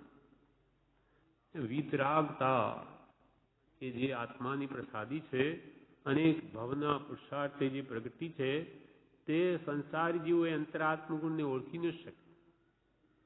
જેમ કે કૃપાળદેવ એમણે જે અવધાન કર્યા 100 કામ એક સાથે કરી બતાવ્યા, આપણાથી 2 પણ નહીં થાય. એટલે અહીંયા આપણે હવે આ સાંભળીએ છીએ અને ત્યાં ઘંટના કોઈ ટકોરા મારો કરતો હોય 1, 2, 3 એ પણ આપણે ગણતા જવું, અને અહીંયા શું વાત ચાલી એ પણ મગજમાં રાખવી, એ પણ પૂરેપૂરી યાદ રાખવી, ધ્યાન આપીને. એવા 2 કામ પણ આપણાથી થઈ ન શકે. એવા કૃપાળુદેવે 100 કરીને બતાવ્યા. તેને લઈને એમનું બાહ્ય જીવોને તો એનું ઓળખાણ છે કે હો આવું કામ, આશ્ચર્યચકિત થઈ ગયા. આ પુરુષ કેવો, 2 કામ પણ આપણાથી નહીં થયા, એને 100 કામ કરી બતાવ્યા. એમ બાહ્ય એનું ઓળખાણ છે, એમનું બહાર દેખાય છે કે એને કેવા કામ કર્યા, પણ અંતરમાં એની શું દશા છે એ કેવી રીતે જાણીશ? અથવા કૃપાળદેવ કેટલાય પ્રસંગોમાં આવે છે, મુમુક્ષુઓ જે પ્રશ્ન પૂછવા આવ્યા હોય એ પૂછે નહીં, એના પહેલાં જ એમના ઉપદેશમાં બધું સમાધાન આવી જાય. એટલે એમને લાગે હો આ તો કંઈ બધું જ જાણે છે, અમારા મનની વાત જાણી લીધી. આવા ચમત્કાર થાય એટલે માને કે આ તો વિજ્ઞાની છે. એ પણ હવે એના અંતરમાં વિતરાગ દશા કેવી છે કેવી રીતે જાણીશું? એમ બાહ્ય એમના ચમત્કારથી એમના પ્રત્યે લોકો આકર્ષિત થયા, પણ અંતરદશાને તો કોણ ઓળખી શકે? કોઈક પ્રભુશ્રીજી જેવા કે જેની ઉત્કૃષ્ટ મુમુક્ષુતા જેને પ્રગટી છે, કે સૌભાગભાઈ જેવા, કે જૂઠાભાઈ જેવા, કે અંબાલાલભાઈ જેવા, જેને એવી અંતર તાલાવેલી છૂટવાની જાગી છે, એટલે ઉત્કૃષ્ટ ધડ મુમુક્ષુ દશા જેને થઈ એટલે એ ઓળખી શક્યા. બીજાનો ભાર નથી કે જ્ઞાની પુરુષને ઓળખી શકે. અને જ્ઞાની પુરુષનું ઓળખાણ સુલભ હોત તો નિર્માણ પણ સુલભ હોત, તો મોક્ષ પણ સુલભ હોત.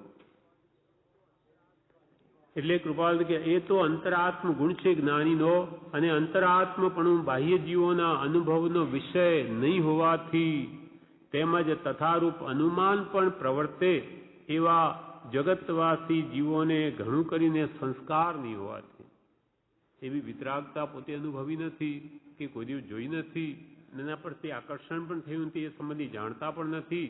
માટે જગતવાસી જીવોને ઘણું કરીને સંસ્કાર નહીં હોવાથી જ્ઞાની કે વિતરાગને તે ઓળખી શકતા નથી. જ્ઞાની પુરુષને કે વિતરાગને સંસારી જીવો જલ્દી ઓળખી શકતા નથી, કેમ કે તે તેના અનુભવનો વિષય નથી. જેમ કે એક પત્રમાં કૃપાલે કહે છે, પત્રાંક 255માં, એમની કેવી ઉત્કૃષ્ટ દશા છે, પણ કૃપાલે પોતે જ કહે છે કે અમારે શું કરવાનું છે તે કોઈથી કળાય તેવું નથી.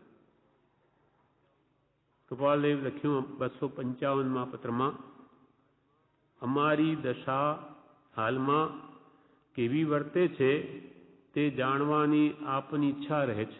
સૌભાગભાઈને લખે છે કે અમારી અંતરાત્મ દશા કેવી વર્તે છે તે જાણવાની આપની ઈચ્છા રહે છે, પણ જેવી વિગતથી જોઈએ તેવી વિગતથી લખી શકાય નહીં. અમારી આ દશાને કેવી રીતે લખીએ? અંતરાત્મા અનુભવ છે એ જેવી વિગતથી લખવું જોઈએ તે લખી શકાય નહીં, એટલે વારંવાર લખી નથી, પણ અત્રે ટૂંકામાં લખીએ છીએ. ટૂંકામાં લખીએ છીએ કે અમારી કેવી દશા છે. અમારી દશા હાલમાં કેવી વર્તે છે ને તે ટૂંકામાં અત્રે લખીએ છીએ. પોતાની અંતરાત્મ દશા ટૂંકામાં બતાવે છે. એક પુરાણ પુરુષ અને પુરાણ પુરુષની પ્રેમ સંપત્તિ વિના અમને કાંઈ ગમતું નથી. શું કહે છે કૃપાલે? અમને તો એક પુરાણ પુરુષ પરમાત્મા અને એ પુરાણ પુરુષની પ્રેમ સંપત્તિ વિના અમને કાંઈ ગમતું નથી. અમને તો એ ભગવાનનું શુદ્ધ સ્વરૂપ એ સિવાય અમને કંઈ પ્રિય જ નથી. તો પછી આપણા જેવા કે અહીંયા કેમ બેઠા? અમને કેમ ખબર પડે તમારે ભગવાન પ્રત્યે એટલો શુદ્ધ આત્માનો પ્રેમ છે, તો આ સંસારમાં કેમ બેઠા છો? વ્યવસાય કેમ કરો છો? કુટુંબ કેમ છે? કેમ કે આપણી દ્રષ્ટિ એવા જે કારણોને લઈને ભગવાન તીર્થંકરો ઘરમાં રહે, આપણને લાગે એ સંસારી જ છે, પણ એ ક્યાં સંસારી છે?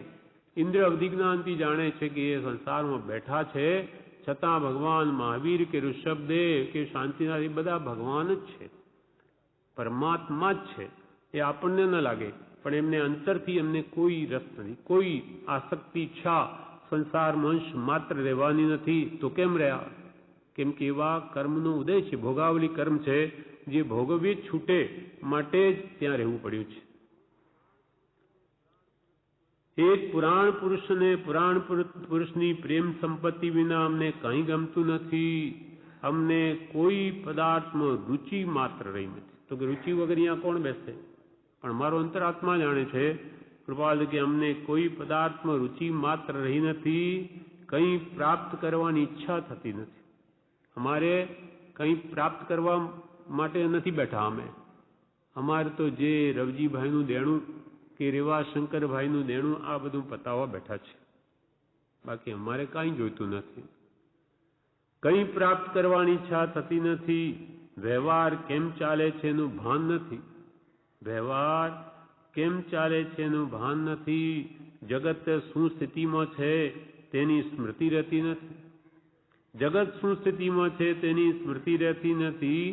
કોઈ શત્રુ મિત્રમાં ભેદભાવ રહ્યો નથી. કોણ અમારો શત્રુ ને કોણ અમારો મિત્ર અમને એવો કોઈ કલ્પના જ નથી. એવા વિચારો જ અમને કોઈ ઉત્પન્નતા નથી. કોઈ શત્રુ મિત્રમાં ભેદભાવ રહ્યો નથી. કોણ શત્રુ છે અને કોણ મિત્ર છે એની ખબર રખાતી નથી. અમે દેહધારી છીએ કે કેમ તે સંભાળીએ ત્યારે માંડ જાણીએ છીએ. કોણ મિત્ર ને કોણ શત્રુ અમે શું કરી રહ્યા છે એવું દેહાધીન બધું થઈ રહ્યું છે. અમારી દશા તો એવી છે કે અમારે શરીર છે કે નહીં તે પણ અમે ખૂબ વિચાર કરીએ ત્યારે ધ્યાનમાં આવે છે કે અમારે આ શરીર પણ છે. અમે દેહધારી છીએ કે કેમ તે સંભાળીએ ત્યારે માંડ જાણીએ છીએ. અમારે શું કરવાનું છે તે કોઈથી કળાય તેવું નથી. અમારે શું કરવાનું છે આ બધું કરીને આ વ્યવહારમાં બેસીને એ કોઈથી કળાયું નથી. કોઈ એનો મર્મ ભાવ સમજી શકે એવું નથી. કેમ કે અમારી અંતર આત્મદશા શું છે એ સહેજે કોઈને જણાવ્યું નથી. કેમ કે જીવોનો એવો સંસ્કાર નથી કે જ્ઞાનીની અંતરાત્મદશાને એ જાણી શકે. જગતવાસી જીવોને ઘણું કરીને સંસ્કાર નહીં હોવાથી જ્ઞાની કે વિતરાગને તે ઓળખી શકતા નથી. કોઈક જીવ, હવે કોણ ઓળખી શકે તે કહે છે, કોઈક જીવ સત્સમાગમના યોગથી જ્ઞાની પુરુષનો ઘણો સમાગમ થયો હોય તે કંઈક સમજી શકે કે એમની દશા શું છે.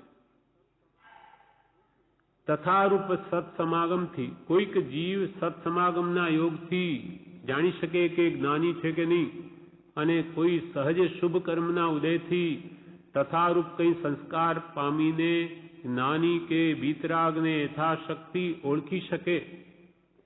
કોઈક સત્સમાગમના યોગથી, જેમ કે મોતીલાલ ભાવસાર ઉત્તર સંડામાં કૃપાલજી સાથે રહેલા, 1 મહિનો રહેલા, ત્યારે અંબાલાલભાઈ હતા એમને ઘરે મોકલી દીધા. હંમેશા અંબાલાલભાઈ સાથે રહેતા કૃપાલદેવને, પણ તે વખતે એમને મોકલી દીધા. એકલા મોતીલાલ ભાવસાર સાથે રહેલા.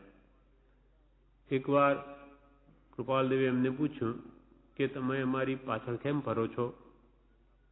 ત્યારે મોતીલાલ ભાવસાર કહે, આપ જ્ઞાની છો. તો કે અમે જ્ઞાની છે, તમે કેવી રીતે ઓળખ્યા કેવી રીતે? તો કે ના, આપ જ્ઞાની જ છો, અમને એવો દ્રઢ વિશ્વાસ છે. આપનું આ બધું વર્તન એ પ્રમાણે બતાવે. તો કે એવો કોઈ બીજો આવું ડોળ કરી કદાચ બનાવટી કરીને બતાવે તો કે ના, એવું કોઈ કરી ન શકે. પણ તમે એવું શું અમારામાં જોયું કે જેથી તમને જ્ઞાનીપણાનો દ્રઢ વિશ્વાસ આવ્યો? ત્યારે મોતીલાલ કહે કે સાહેબ, આપનામાં આપનો સંગ થયા પછી અમારી સંસારી વાસનાઓ ઘટી ગઈ. અમને કોઈ વસ્તુ મેળવવાની ઈચ્છા જ થતી નથી, અને કોઈ 5ના વિષયો વગેરે બધા એને સુકાઈ ગયા, આવું થઈ ગયું. એથી અમે તો જાણીએ છીએ કે આપ જ્ઞાની છો. સંસારની ઈચ્છાઓ અમારી અંતરથી ઘટતી ગઈ છે, તેથી અમે કહીએ છીએ કે આપ જ્ઞાની છો.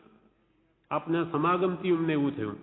એમ અહીંયા કે છે કે કોઈક જીવ સત્સમાગમના યોગથી જ્ઞાની પુરુષના તેથી જાણી શકે કે આ જ્ઞાની છે, અથવા કોઈ સહજ પૂર્વ શુભ સંસ્કારથી પહેલાના લઈ આવ્યા હોય તેને લઈને એને સહેજે બેસી જાય કે નહીં, આ જ્ઞાની પુરુષના લક્ષણ છે. અથવા કંઈક સંસ્કાર પામીને તથારૂપ કંઈ સંસ્કાર પામીને આવા એમના સમાગમથી એની પોતાની આવી દશા વધીને કંઈક સંસ્કાર પામીને જ્ઞાની કે વિતરાગને તે યથાશક્તિ ઓળખી શકે છે. તથાપી ખરેખરું ઓળખાણ તો દ્રઢ મુમુક્ષુતા પ્રગટે. ખરેખરું ઓળખાણ તો દ્રઢ મુમુક્ષુપણું પ્રગટે જણાય. દ્રઢ મુમુક્ષુતા આવે તો જ જણાય કે આ જ્ઞાની પુરુષ છે કે નહીં. એના માટે પત્રાંક 679 કૃપાલદેવ કહે છે, સર્વ જીવોને એટલે સામાન્ય મનુષ્યોને જ્ઞાની અજ્ઞાનીની વાણીનો ભેદ સમજાવવો કઠણ છે. કે ભાઈ આ જ્ઞાનીની વાણી અજ્ઞાની એમ દરેકને નહીં સમજાય. એ વાત યથાર્થ છે. કેમ કે કંઈક શુષ્ક જ્ઞાની શીખી લઈને જ્ઞાની જેવો ઉપદેશ કરે એટલે તેમાં વચનનું સમતુલપણું જોયાથી શુષ્ક જ્ઞાનીને પણ સામાન્ય મનુષ્ય જ્ઞાની માને. જ્ઞાની જેવું ક્ષોભક્ષમ વાંચી વિચારીને જો બોલે તો જે સાધારણ જીવો ચેતક માને, હા એ પણ જ્ઞાની છે. મંદ દશાવાન મુમુક્ષુ જીવો પણ તેવા વચનથી ભ્રાંતિ પામે કે આ જ્ઞાની જેવું બોલે છે, પણ ઉત્કૃષ્ટ દશાવાન મુમુક્ષુ પુરુષ શુષ્ક જ્ઞાનીની વાણી જેવી શબ્દે જોઈ પ્રાય ભ્રાંતિ પામવાયું નથી. પણ જે ઉત્કૃષ્ટ મુમુક્ષુ દશા જેને પ્રગટી છે તે આવી શુષ્ક જ્ઞાનીઓની વાણી શબ્દે જોઈને પણ પ્રાય એટલે મોટા ભાગે ભ્રાંતિ નહીં પામે. કેમ કે શુષ્ક જ્ઞાનીની વાણીમાં આશય જ્ઞાનીની વાણીની તુલના હોતી નથી. એ ગમે તેવું બનાવટી બોલે, પણ મુમુક્ષુતા જેની દીપી નીકળી છે એ સમજી શકે છે કે આમાં આત્માર્થનો લક્ષ્ય છે જ નહીં. ભલે એ ક્ષોભક્ષમથી બોલે પણ એનું લક્ષ્ય માત્ર આત્માર્થ નથી. કેમ કે જ્ઞાનીની વાણી પૂર્વાપર વિરોધ, આત્માર્થ પોષક, અપૂર્વ અર્થનું નિરૂપણ કરનાર હોય અને અનુભવ સહિત પણ હોવાથી આત્માને સતત જાગૃત કરનાર હોય છે. આ જ્ઞાનીની વાણી હંમેશા આત્માર્થ પોષક હોય અને અવિરોધ હોય, એમાં કોઈ પૂર્વાપર વિરોધ ના આવે, અપૂર્વ વાણી પરમ શ્રુતગુણ હોય, એવા અનુભવ સહિત જેની વાણી હંમેશા આત્માને સોંસરી ઉતરી જાય અને સતત જાગૃત કરનાર હોય છે. જ્યારે સુજ્ઞાનીની વાણીમાં તથારૂપ ગુણો હોતા નથી. જનરંજન જેવી હોય સુજ્ઞાનીની વાણી, તેમાં તથારૂપ ગુણો હોતા નથી. સર્વથી ઉત્કૃષ્ટ ગુણ જે પૂર્વાપર અવિરોધપણું તે સુજ્ઞાનીની વિશે વર્તવાયું નથી. કેમ કે યથાસ્થિત પદાર્થ દર્શન જેને હોતું નથી અને તેથી ઠામ કલ્પનાથી યુક્ત તેની વાણી હોય છે. અનુભવ રહિત અજ્ઞાની બોલે, જ્યારે જ્ઞાની અનુભવ સહિત બોલે એટલે એની વાણીમાં કદી ભેદ ના આવે, આગળ પાછળ કંઈ વિરોધ ના આવે. જ્યારે અજ્ઞાનીમાં તો આવે, ડગલે ને પગલે આજ કઈ વાત કરે ને 2 દિવસ પછી વળી બીજું જ કે, એની વાતમાં વિરોધ આવે. કેમ કે અનુભવ રહિત બોલે છે. માટે અજ્ઞાની ને જ્ઞાની વાણી જુદી પડે. એ સામાન્ય મુમુક્ષુ સમજી ન શકે, પણ ધડ મુમુક્ષુ જરૂર પારખી શકે કે આ જ્ઞાની છે, આ જ્ઞાની નથી. એટલે અહીંયા કૃપાલદેવ કહ્યું કે ધડ મુમુક્ષુતા પ્રગટીએ તથારૂપ સમાગમથી પ્રાપ્ત થયેલ ઉપદેશને અવધારણ કરીએ. અંતરાત્મવૃત્તિ પરિણમે જીવ જ્ઞાનીને કે વિતરાગને ઓળખી શકે. જગતવાસી એટલે જગત દ્રષ્ટિ જીવો છે, તેની દ્રષ્ટિએ ખરેખરું જ્ઞાન કે વિતરાગતાનું ઓળખાણ ક્યાંથી થાય? વિષયથી જેની ઇન્દ્રિયો આઠ છે તેને શીતળે હું આત્મસુખ આત્મતત્વ ક્યાંથી પ્રતીતિમાં આવે? એટલે અજ્ઞાની જીવો એ વિતરાગને ઓળખી નહીં શકે. દ્રષ્ટાંત એવા સમજાવે છે, અંધકારને વિશે પડેલા પદાર્થને મનુષ્ય ચક્ષુ દેખી શકે નહીં. અંધકારમાં કોઈ વસ્તુ પડી હોય, માણસની આંખો જોઈ ન શકે, તેમ દેહને વિશે રહ્યા એવા જ્ઞાની કે વિતરાગને જગત દ્રષ્ટિ જીવ ઓળખી શકે નહીં. જગતવાસી જીવ દેહમાં રહેલા જ્ઞાની પુરુષ તેને નહીં ઓળખી શકે. તેમ જ્ઞાની કે વિતરાગને જગત દ્રષ્ટિ જીવ ઓળખી શકે નહીં. જેમ અંધકારને વિશે પડેલો પદાર્થ મનુષ્ય ચક્ષુથી જોવાને બીજા કોઈ પદાર્થની અપેક્ષા રહે છે. અંધકારમાં કોઈ વસ્તુ પડી હોય, આપણે જોવી હોય તો પ્રકાશનો આધાર જોઈએ, પ્રકાશ હોય તો દેખાય, એનો આધાર જોઈએ. તેમ જગત દ્રષ્ટિ જીવોને જ્ઞાની કે વિતરાગના ઓળખાણ માટે વિશેષ શુભ સંસ્કાર અને સત્સમાગમની અપેક્ષા રહે છે. ઘણા શુભ સંસ્કાર પહેલાના પડેલા હોય કે જ્ઞાની પુરુષનો ઘણો સમાગમ હોય તો જ એને ઓળખી શકે, નહીં તો નહીં ઓળખી શકે. વળી એક પત્રાંકમાં એ ભાવ સમજાવ્યો છે. 396 પાન ઉપર જણાવે છે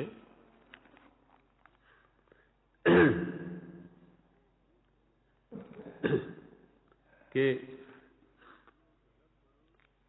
જે પુરુષનું દૃઢપણું, કૃપાલદેવ કે છે, હા ચોથા કાળને વિશે પણ 346 પાન ઉપર છે. હા 398મો પત્ર, બરોબર. જે પુરુષનું દુર્લભપણું ચોથા કાળને વિશે હતું તેવા પુરુષનો જોગ આ કાળમાં થાય એવું થયું છે. તથાપિ પરમાર્થ સંબંધી ચિંતા જીવોને અત્યંત ક્ષીણ થઈ ગઈ છે, એટલે તે પુરુષનું ઓળખાણ થવું અત્યંત વિકટ છે.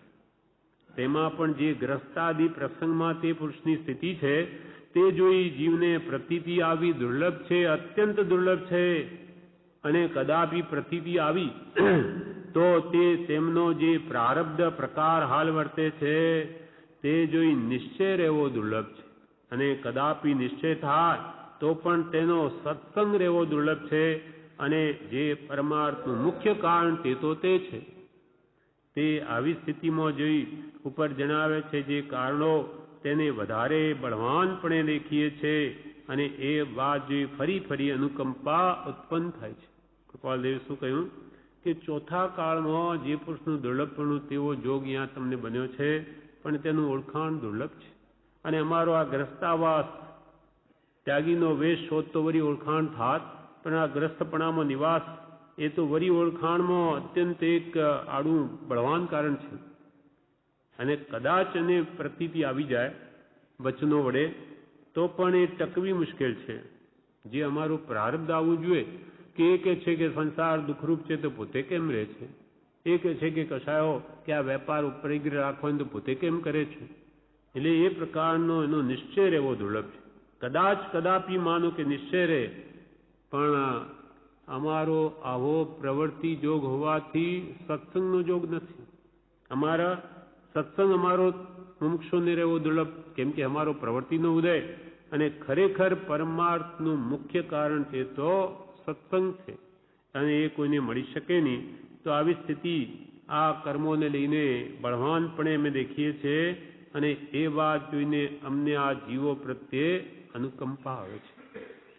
કેટલી બધી અમારા અંદર સમર્થતા હોવા છતાં અમે કોઈ જીવોને એનો લાભ આપી શકતા નથી. આવો પ્રબળ ઉદય વર્તે છે. એટલે કૃપાલય કે છે શુભ સંસ્કાર કે સત્સમાગમની પહેલા જરૂર છે વિતરાગને ઓળખવા માટે. જો તે યોગ પ્રાપ્ત ન હોય તો જેમ અંધકારમાં પડેલો પદાર્થ અને અંધકાર એ બે એકાકાર ભાસે છે, ભેદ ભાસતો નથી. શુભ સંસ્કાર કે સત્સમાગમ નહીં હોય તો જ્ઞાની પુરુષને ઓળખી શકાય નહીં. જેમ અંધકારમાં પ્રકાશ ન હોય તો વસ્તુ જાણી શકાય નહીં, તેમ તથારૂપ યોગ વિના જ્ઞાની કે વિતરાગ અને અન્ય સંસારી જીવનો એક આકાર પણ ભાસે છે. જ્ઞાની ને અજ્ઞાની બે સરખા ભાસે. દેહાદી ચેષ્ટાથી ઘણું કરીને ભેદ ભાસતો નથી. ઉપરની દેહની ચેષ્ટાથી જ્ઞાનીમાં કંઈ ભેદ દેખાતો નથી. મોહનલાલજી મહારાજ તો એક વાર કહે કે અમે તો કૃપાલજીનું વગાણું કરતા હતા. એમને વગાવણા કે દેવકણજીને મારફતે મેં દીક્ષા લીધી, પણ પછી કે મને જણાવ્યું કે આ લઘુરાજ સ્વામી અને દેવકણજી એક ગ્રસ્તને ગુરુ માનતા થઈ ગયા, એટલે તમારા બે પ્રત્યે મારો ભાવ ઉઠી ગયો. હું તો તમારું વગાવણા કરતો. પછી એક સાધુ દ્વારા જાણ્યું કે આપણે આ બધું કે વિચારીએ, પણ આના કરતા કેટલાય ગૂઢ પ્રશ્નો હોય તે બધાનું જ્ઞાન, એનો સમાધાન એક શ્રીમદ રાજચંદ્ર કરીને મુંબઈમાં છે, એ બધું સમાધાન કરી દે. જાણે મહાવીરનું હૃદય હોય જાણ્યું એવું કહે છે. ત્યારે મોહનલાલજી કે મને થયું કે મેં મોટા મહારાજની અવગણના કરી. એ જેને માને છે એ એવા પુરુષ છે. અને પછી તપાસ કરતા એમને પણ શ્રદ્ધાંત થાય છે કે વાત બિલકુલ સત્ય છે. મેં જેનું કર્યું તે તો આવા મહાપુરુષ છે. પછી એમની દશા વિશે બીજા સાધુ મુનિને મોકલે છે અને પ્રભુશ્રીની અદ્ભુત દશા જોઈને લાગે કે ઓહો, કંઈક વાર તો વિચારે, કંઈક વાર છાનામાના જુએ છે. ત્યારે અપાશ્રમમાં કોઈક વાર ધ્યાન કરે, કોઈ વાર ગાથા બોલે અને એ સ્વરૂપમાં જાણે તન્મે એવી દશા જોઈ. અને એ સાધુએ આવીને પછી મોહનલાલજી મહારાજને કહ્યું કે આ પ્રમાણે તો મહાત્મા છે. ત્યારે મને લાગ્યું ઓહો આવું તો એના ગુરુ કેવા હશે, અને મને સમ્યક બુદ્ધિ થઈ, નહીં તો બહારની ચેષ્ટાથી શું ભાસશે. એમ દૈહિક ચેષ્ટાથી ઘણું કરીને ભેદ ભાસતો નથી. જે દેહધારી સર્વ અજ્ઞાન અને સર્વ કષાયત રહિત થયા છે તે દેહધારી મહાત્માને ત્રિકાલ પરમ ભક્તિથી નમસ્કાર હો. દેહ છતાં જેની દશા વર્તે દેહાતીત તે જ્ઞાનીના ચરણમાં હો વંદન અગણિત અમાપ અનંત વાર કોટિશ પ્રણામ હો. કે જે દેહ હોવા છતાં પણ જે પરમાત્મા છે, ભગવાન તીર્થંકરો સંપૂર્ણ દશા પામેલા હોય છે, એટલે કેવળ જ્ઞાની હોય છે, દેહધારી હોય છે, છતાં પણ એ સંપૂર્ણ અલિપ્ત છે. એમને આ જગતથી કાંઈ લેવા દેવા નથી. માત્ર એવા જે કર્મ રહેલા છે 4 અઘાતિયા અને લઈને એ આ દેહમાં રહેલા છે, એ આયુષ્ય કર્મ પૂરું થઈ એ પણ સિદ્ધ અવસ્થાને જ પામવાના છે.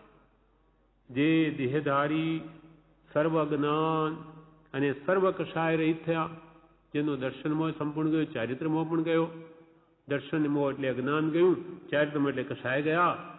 જે દેહધારી સર્વ અજ્ઞાન અને સર્વ કષાય રહિત થયા છે તે દેહધારી મહાત્માને ત્રિકાળ ત્રણેકાળ પરમ ભક્તિથી નમસ્કાર હો. નમસ્કાર હો દેવાળથી પરમ ભક્તિ, પરમ એટલે ઉત્કૃષ્ટ ભક્તિ ભાવે અમારા નમસ્કાર હો, નમસ્કાર હો. તે મહાત્મા વર્તે છે તે દેહને, તે ભૂમિને, ઘરને, માર્ગને, આસનાદિ સર્વને નમસ્કાર હો, નમસ્કાર હો. શ્રી ડુંગર આદિ સર્વ મુક્ષુ જનને યથાયુક્ત. આ પ્રમાણે આ પત્ર પૂરો થયો. એમાં છેલ્લા પેરેગ્રાફમાં કૃપાલદેવે કહ્યું કે જે દેહ ધારણ હોવા કરેલા હોવા છતાં અજ્ઞાન અને સર્વ કસાયથી રહિત થઈ ગયા એ ભગવંતને અમારા વારંવાર કોટિશા પ્રણામ, કેમ કે એ બી દશા અમારે જોઈએ છે. દેહ છતાં પણ મુક્ત દશા જોઈએ છે, દેહાતીત દશા જોઈએ છે. એ પોતાની ભાવના અતીતે ત્યાં સુધી અમને કે શાંતિ રહે એમ નથી, તો એવી દશા પ્રાપ્ત કરી કેવલ લગભગ ભૂમિકા સ્પર્શીને દેહ વિયોગ રહે. એવા દેહધારી પરમાત્માને પરમ ભક્તિથી અમારા નમસ્કાર હો, નમસ્કાર હો. તે મહાત્મા વર્તે છે તે દેહને પણ અમારા નમસ્કાર હો. તે ભૂમિને, જે ભૂમિમાં જન્મ્યા હોઈએ, રહેતા હોઈએ, તેને પણ અમારા નમસ્કાર હો. તે ઘરમાં, જે ઘરમાં જન્મ્યા હોય કે રહ્યા હોય, તેને પણ અમારા નમસ્કાર હો. તે માર્ગને, જે મોક્ષ માર્ગ ભગવંતે ઉપદેશ્યો કે જે માર્ગમાં ચાલ્યા તે માર્ગને પણ અમારા નમસ્કાર હો. જે આસન આદિ ઉપર બેઠા હોય તેને પણ અમારા નમસ્કાર હો. કેમ? તો કે એ બધા સાધનો એ આપણને સ્મૃતિ આપે છે એમની, એ મહાપુરુષોના જીવનની, એમના ગુણોની સ્મૃતિ કરાવે છે. એના માટે આપણે બવાણીયા શા માટે જઈએ કે કૃપાલદેવનું જન્મસ્થાન છે, ત્યાં ભગવાન જન્મ્યા હતા. કે વટામણ જઈએ કે અહીંયા પ્રભુશ્રી જન્મ્યા હતા, અને આ બાંધણી જઈએ તો ક્યાં બ્રહ્મચારીજી જન્મ્યા હતા, કે ક્ષત્રિય કુંડ જઈએ તો ભગવાન મહાવીર જન્મ્યા હતા. સમેત શિખરજી જઈએ તો કે અહીંયાથી ભગવાન બધા મોક્ષે પધાર્યા છે, અહીંયા જ ઉપર બિરાજમાન છે. એ મહાપુરુષોની સ્મૃતિનું કારણ છે, અને તેથી આપણી ભાવનાઓ વિશેષ પ્રબળ બને છે, ત્યાં ભાવ જન્મે છે. એના કારણે એ બધી સ્થાનો આપણા માટે પૂજ્ય બની જાય છે. સદગુરુ ચરણ જહાં ધરે જંગમ તીરથ તેહ, તે રજ મમ મસ્તક ચઢો બાળક માગે. તે રજ મારા માથા પર ચઢો કે બાળક એ જ માગે છે. કે મહાપુરુષોની બધા જ સાધનો જ્યાં જે સ્પર્શાયા છે તે બધા જ ધન્ય છે, કે તે વડે મને મહાપુરુષોના જીવન અને કવનનો લક્ષ થાય છે, ભાન થાય છે, ભક્તિ ઉગે છે. તે મહાત્મા વર્તે છે તે દેહને, ભૂમિને, ઘરને, માર્ગને, આસન આદિ સર્વને નમસ્કાર હો, નમસ્કાર હો. આ પ્રમાણે આ પત્રમાં આપણને કૃપાલદેવે શું ઉપદેશ આપ્યો કે જગતવાસી જીવો એ રાગદ્વેષ રહિત જે જ્ઞાની પુરુષોની દશા છે એને ઓળખી નહીં શકે. કેમ? તો કે એમને બાહ્ય ચેષ્ટા કે બાહ્ય આકાર કે મુદ્રાથી ઓળખી શકે, બાકી અંતર આત્મદશાને ઓળખવી એ સંસારી જગતવાસી જીવોનું કામ નથી. એ તો કોઈ ઉત્કૃષ્ટ મુમુક્ષુ જીવ હોય કે જે પરમ ત્યાગી હોય એ ઓળખી શકે કે આ કેટલામાં છે. વૈરાગ ઉપશમ જેના બળવાન હોય એ કંઈક જ્ઞાનીને દશા ઓળખી શકે, બાકી સંસારી જીવોનું ગજું નથી. અને એના માટે પોતાની દશા વધારે તો જ ખ્યાલ આવે. કાં આપણા માટે પ્રભુ શ્રી બ્રહ્મચારીજી જેવાએ જે કૃપાળદેવને ઓળખાવ્યા તેને લઈને આપણે એના પર શ્રદ્ધા કરી છે, બાકી એ મહાપુરુષોને કૃપાળદેવની દશા અને આવો ઉદય જે હતો એ આપણું ગજું નથી કે આપણે ઓળખી શકીએ. આવી રીતે ઝવેરી વેશમાં હોય તો આપણે નહીં ઓળખી શકીએ, પણ પ્રભુ શ્રી ત્યાગી જેવા હતા એમને ઓળખ્યા, એમને પોતાનું હિત કર્યું અને કહ્યું કે તમે બી આ જ કરો, આ મહાપુરુષ છે, એનાથી તમારું હિત થાય એમ છે. એ સાચી વાત છે, અમે અનુભવીને કહીએ છીએ. એ વાત આપણના ગળે ઉતરી ગઈ, માની લીધું તો આપણું પણ કામ થઈ ગયું. અને આ વચનામૃત આખો આધારભૂત છે કે કૃપાળુદેવ પરમ જ્ઞાની પુરુષ હતા કે નહીં એનું પ્રમાણ છે.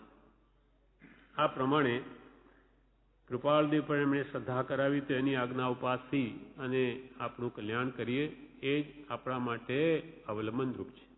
આ પ્રમાણે આ પત્ર પૂરો થયો. વિશેષ આપણે આવતીકાલે લઈશું.